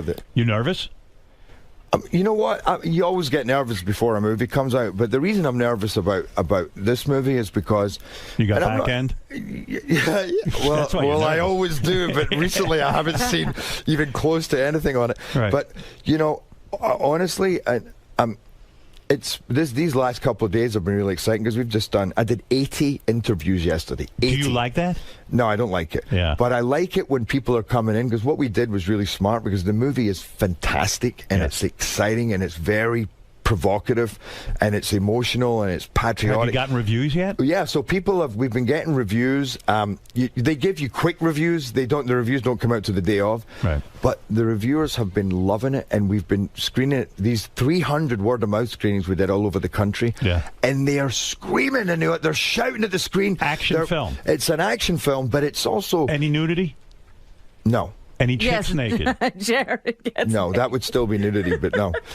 No chicks naked? No chicks naked, no. Who decided that? I tried. Right. I mean, and you I was make even love up to any women in the movie? No. Wow, that's No. real action. That's the move now. Like, no one's James Bond anymore. Like, most of these action dudes don't actually make love to women. They're almost above it. Sylvester Stallone started that, I think. Yeah, yes, that's a good point, actually, because it doesn't really... It becomes a little namby-pamby after that. Then it goes towards the romantic thing. This is... I mean... This is hardcore. It's hardcore, but at the same time, there's a lot of... It's a very emotional experience, and I have a wife in it. We have... Because after a tragedy at the beginning of the movie where me, in performing my duty, there's a car accident, I have to save the president. But in doing so, I literally have to pull him off of his wife. And they go over the... Would you love to be James Bond? I could see you as a James Bond type. I could... Listen... Is this your James Bond, this movie? I mean... Any movie that's an action thriller where you're working for the government against the bad guys then could be compared to James Bond, but it doesn't feel anything like James Bond. Would you love that? I mean, would that be something you'd want, or is it too... No. To be honest, to be Bond number 17 is not... Because you're going to be compared to all the other ones, and what if you don't do well? Then and there was Sean Connery, which is pretty hard to top. Daniel Craig, I really loved the last movie. I thought that's when it... Yeah, a lot of people did. Yeah, that's when it clicked in. That was a piece of class. I could see you doing that, though. No, by the way, I totally think I could do it. When you of course you could. When you pull the president off his wife, she's not naked? No, what kind of movie is this? That the president's wife isn't naked? What do you call that when you pull a costume and it just comes off? The breakaway. The breakaway. Right? Yeah. I suggested it. He's banging his wife, and you pull him off, and she's not nude. And she's not nude. And does your character go, "What the fuck? Why are you wearing clothes when you're making love to the president?" And he said, "What the fuck? My wife just died, you dick." Anyway, but so you cut into the movie, and I'm now in a desk job. I'm like a caged animal. I'm bouncing my ball off the screen. I train my life to to be of service. Did you audition for this movie? No. I produced this movie.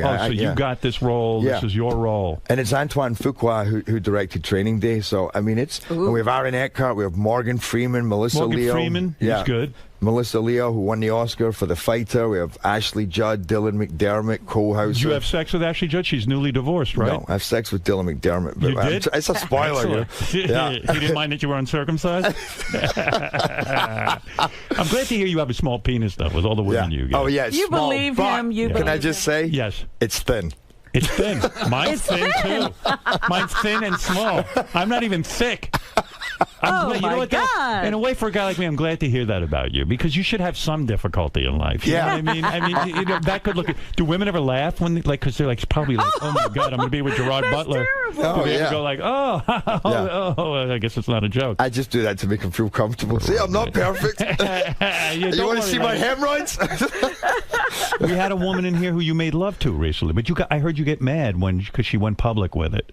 Brandy. You got angry at her. Real Housewives of Beverly Hills. You banged her. Oh yeah. Oh, you sober up.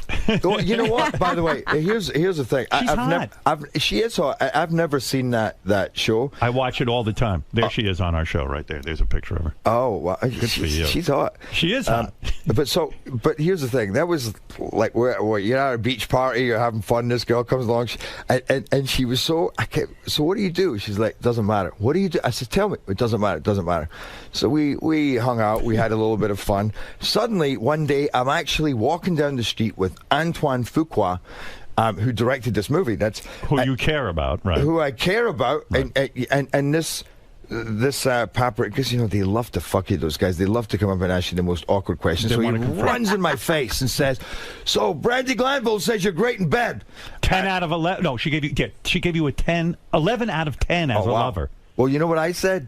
Who's Brandy Glanville? Wow. Because one, I didn't know her last name. And two, I didn't know she was a celebrity. And I didn't know that she was going to go and fucking tell people about it. Oh, yeah. So here's the thing. Then she looked... I felt bad because she looked... And then I worked it out, and I'm like, oh, okay, that's who that is. And I called and said, one, I'm not very happy that you did that, you know, because there's certain things you got to keep a little private. Sure. And two... I'm sorry because I said I didn't know who you were.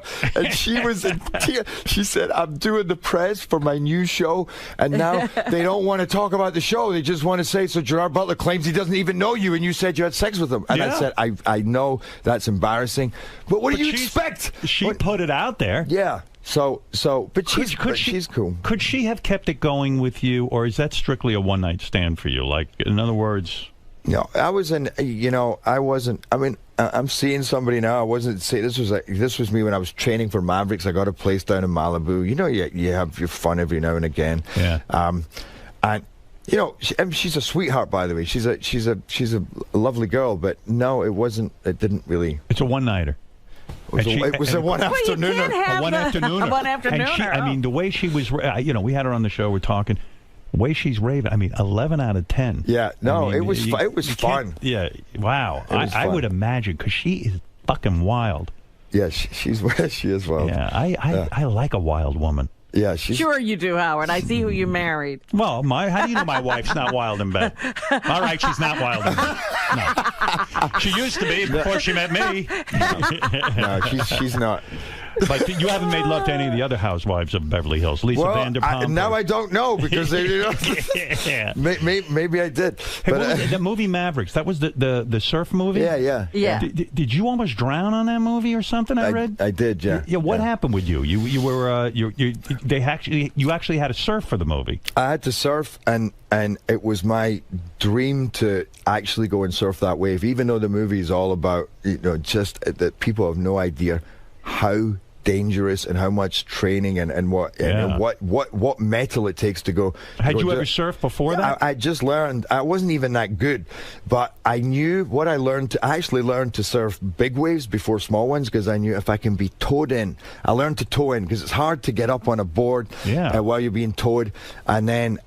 What does towed in mean? I don't even know. I'm such a pussy. Towed in. There's a rope on the board. You hold the rope. You're lying on the board. They pull you, and then you got to stand up. You got to get on the board while you're going, and then they've got to do it in perfect time so that you catch the wave as it builds. So in other words, they give you an assist because this is a high difficulty thing. They're hard to paddle into, and I thought if they can just get a few seconds of me on that big wave, I will be. And by the way, that cuts back to 300 because that to me when I went into Seattle and Horn, just to finish that because I said you will not regret you put me in this movie. I will kill myself for this. And then I set such a high bar. I thought, I want to be cut like I've never seen anybody cut. Yeah, on 300, you were fucking ripped. I was ripped, but right? You don't think you have the motivation to do that again? I don't know. That'd be difficult. That would be difficult, yeah. But so for Mavericks, I did the same thing, though. I said, if I could just go out there and surf Mavericks. So I pushed them because they're like, listen, if you get caught in Mavericks, there's nothing we can do. We can't go in because the waves are too big. We got to wait for them to pass. That might be 12 waves. That's 3 or 4 minutes. You're done.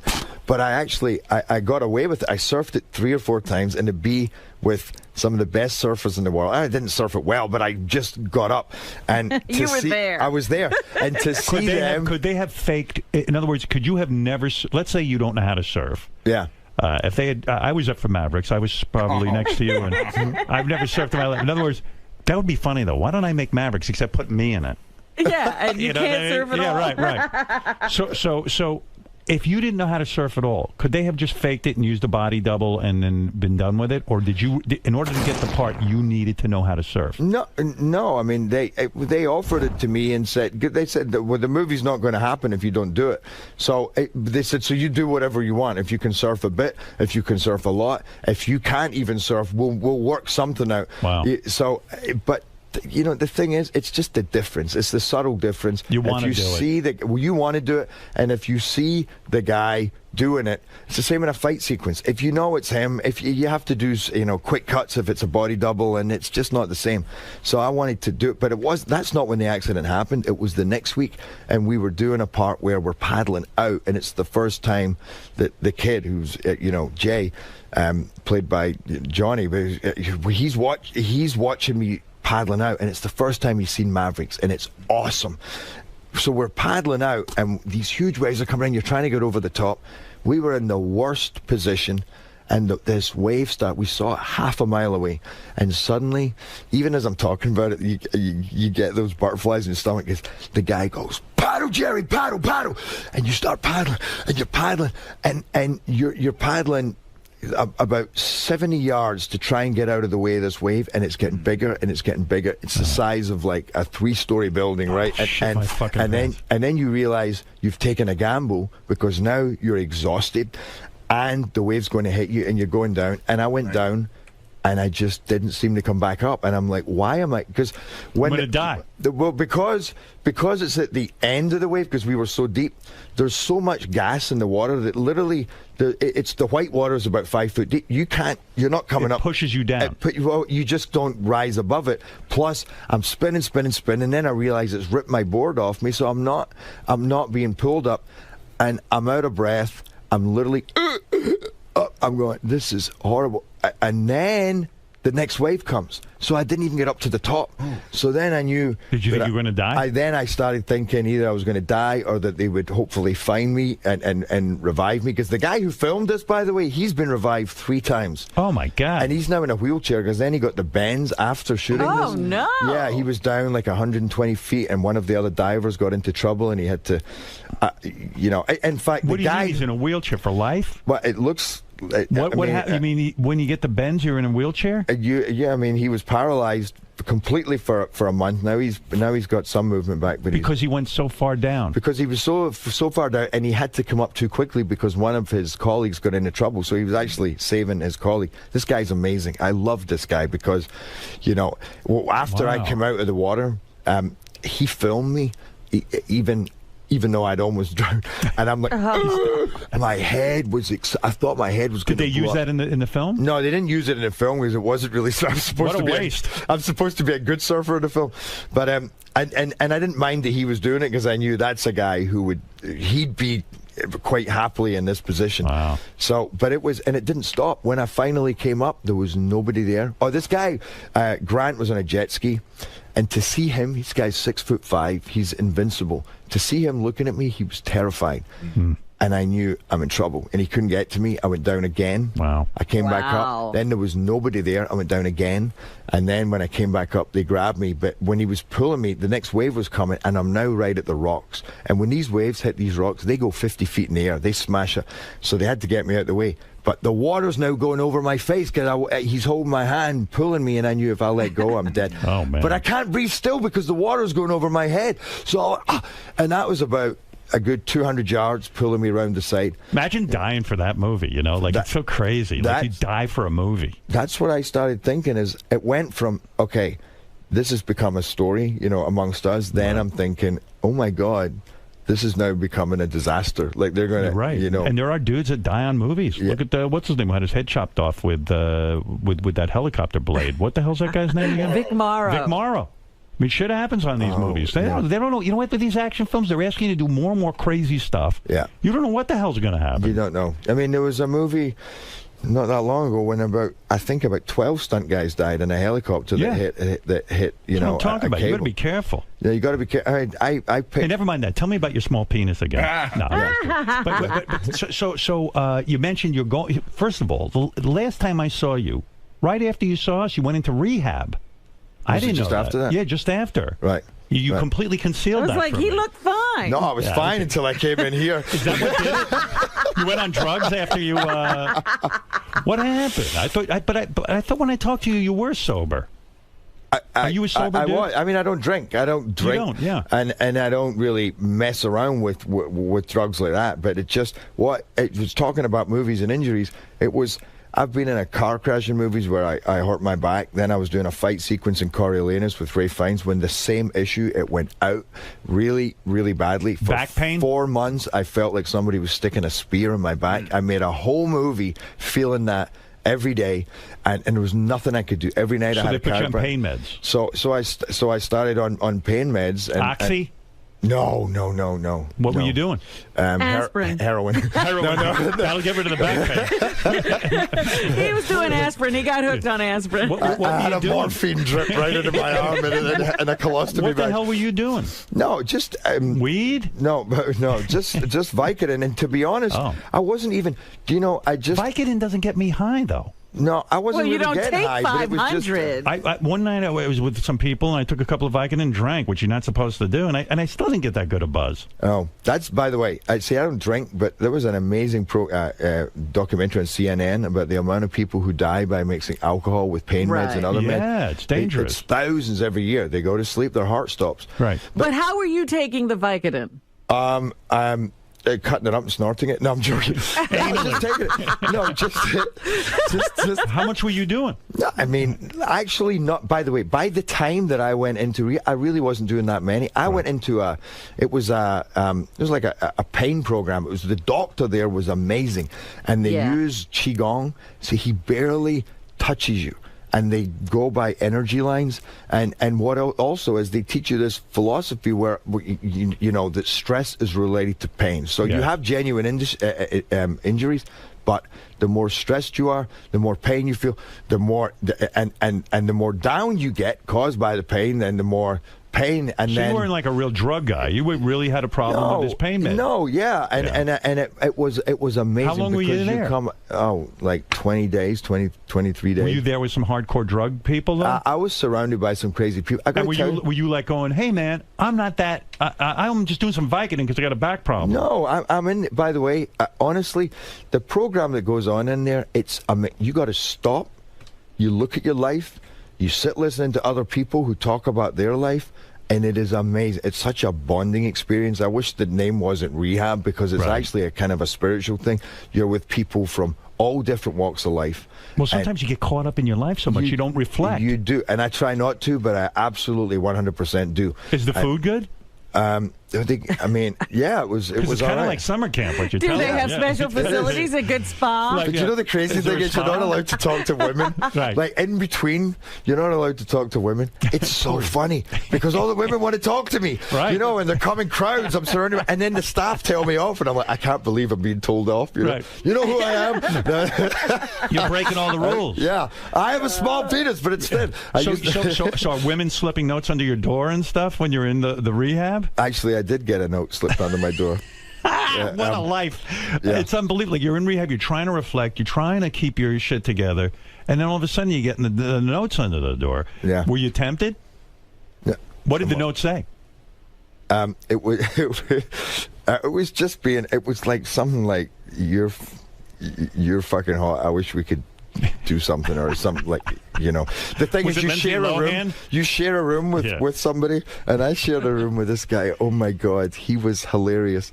He probably took the note and said, "Hey, this chick thinks I'm hot. I'm going to go bang her." No, but that'd be great. That would have been great. You got me thinking. Maybe the note wasn't for me. What a movie! I'm at rehab with Gerard Butler, and I get a note under my door, and I realize this chick wants to fuck me, and I go over there, and then she sues me because she thought I was Gerard Butler in the dark. Yeah, or Gerard Butler comes over, tries to fuck me, and I sue him because I wrote the note to the other guy. Right.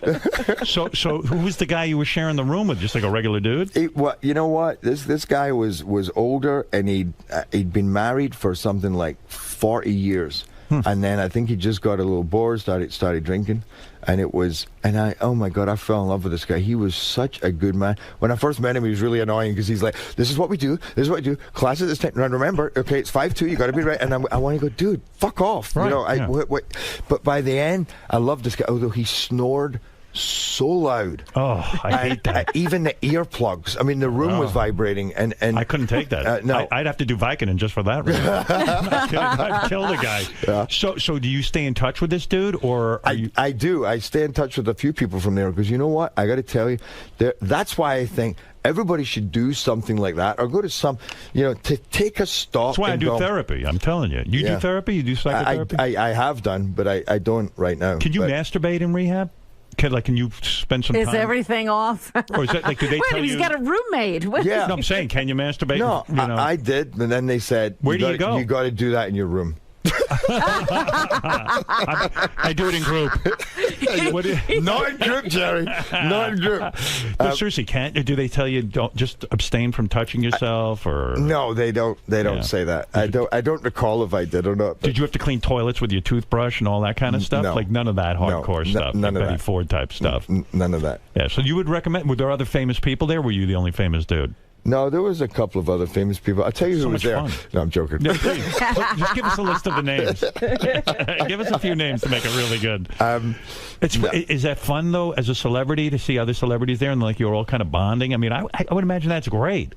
Yeah, it's cool because you know what? Well, especially for me, I to be honest, I could have gone in there saying, "Hey, I don't have a big issue." But I didn't. If I'm here, I'm going to use this experience because you learn so much. You come out, you understand yourself so much more. You're inspired by.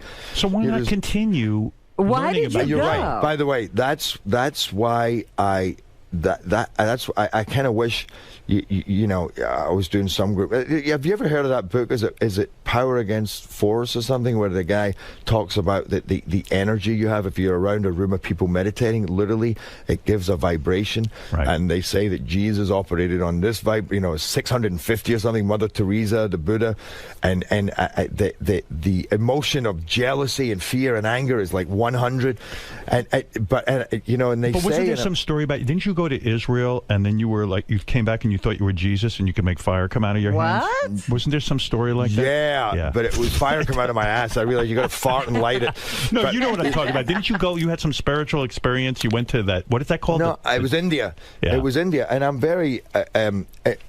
Well, I haven't been doing it so much recently, but I was big into meditation, and I went to India. TM, Transcendental Meditation? No, just meditation. I've never done Transcendental, but I met this monk in L.A., and he told me this amazing story as I was there going, well, look, this is what's wrong with my life, and he said that he was at this school. This school was amazing. They closed this school because this kid, one day, they say that this kind of that he had this spiritual experience and he passed it on to one of the other kids. Then all these kids started having these out-of-body experiences. They were literally calling their parents saying, you went here today, you were wearing this is what happened. And all this crazy stuff started happening. They closed the school and started this temple. It's called the Oneness University, and it's all about Oneness? Oneness University. And so you go there, and it was a one-on-one, and they teach you about their kind of philosophy. And their philosophy is absolutely accepting where you are in every moment. And that is your ugliness. You say, I'm jealous right now. I'm angry. It's not about... being in touch with your emotions. Being in touch with your emotions. And, rather than, I'm angry, but I shouldn't be, because that's what's frustrating. It's like, if I'm fucking angry, I'm fucking angry. Let it out. There you go. Right. If I'm jealous, I'm jealous. And it's about absolute acceptance. But what they did every day was they gave you these blessings. So they'd sit with their hand in your head. And at first, I'm like, all right, this is dumb. What are they? You know, I felt like an idiot. About 3 days later, I start feeling this tingling in my head. And every day they hold your head, and you start your head 2 or 3 times with an intention, so that whatever you've been talking about, they get, with that intention of learning that lesson, they start giving you this energy, and through passing that on, they say you can eventually pass it on, but you got to go through this ritual. I know this sounds crazy. Trust me, I thought so too. I was going to say, you're going back to rehab after this visit with us. Yeah, energize me. So wait a second. So your head starts tingling. You get this tingling, and it's in exactly a certain part of your head, like just up here. And they explained it because they were working with some top neurosurgeons who explained the gland that it's affecting. And then what happened was you go through this ritual, and then you learn to start giving them. So I came back. I literally started giving blessings, and everybody I gave it to my girlfriend at the time. Of course you did. And it was so, but she literally went straight to the toilet and threw up. Wow. It was, but then she felt amazing. Awesome. You know, so in other words, you came back from this experience, and now you were a healer, and you started laying hands on people. Yeah. And they threw up. Yeah, right. But what was the thing? You started to think you could shoot lightning out of your hands or something? No, you're just putting your hand on your head, and you're passing an energy. You're Touch passing my head, and I want to see if I throw up. Give Howard a treatment. Give me a treatment right now. So are you still are you still treating girls? No, I don't. It wasn't it's just weird treating a guy. I think that you need to have more education before you start treating people. That's what happens in Hollywood. Somebody goes for a 2-week course, and right away they're teaching. Right? They skip right over. I know. By the way, I know you. I mean, I'm setting myself up for a big laugh here. But by the way, it was. I mean, I did it a lot, and it was amazing. There was just one girl said. She said, I've never done, she was off suddenly doing charity work on Easter. She was working with these kids. She says, I feel so energized. Wow. I had a blessing years ago from a guy, and he sat in a room, and I waited for him to start. He was a Brazilian guy, and I heard, this guy's amazing. And he sat in a room, and I sat there, and half an hour later, he went, we're done. And I'm like, what, that's it? And I thought it was bullshit. Right. Within 2 days, I'm like, I hadn't felt that happy or that energized or life suddenly. I had no issues. I just. And what does he do? He just stands there? He just stood there, but it was this kind of, focusing on you and passing. Maybe it was that guy. Maybe it was that guy. What's that guy, I went to Robin? see. Yeah. What was his name? This fucking guy goes in a room and he stands there. He stares there. A lot of people and do. he stares at you. And he stares at you. I said, that's the gig I want. But he was in London. He was a Brazilian guy in London. But I mean, a lot of people.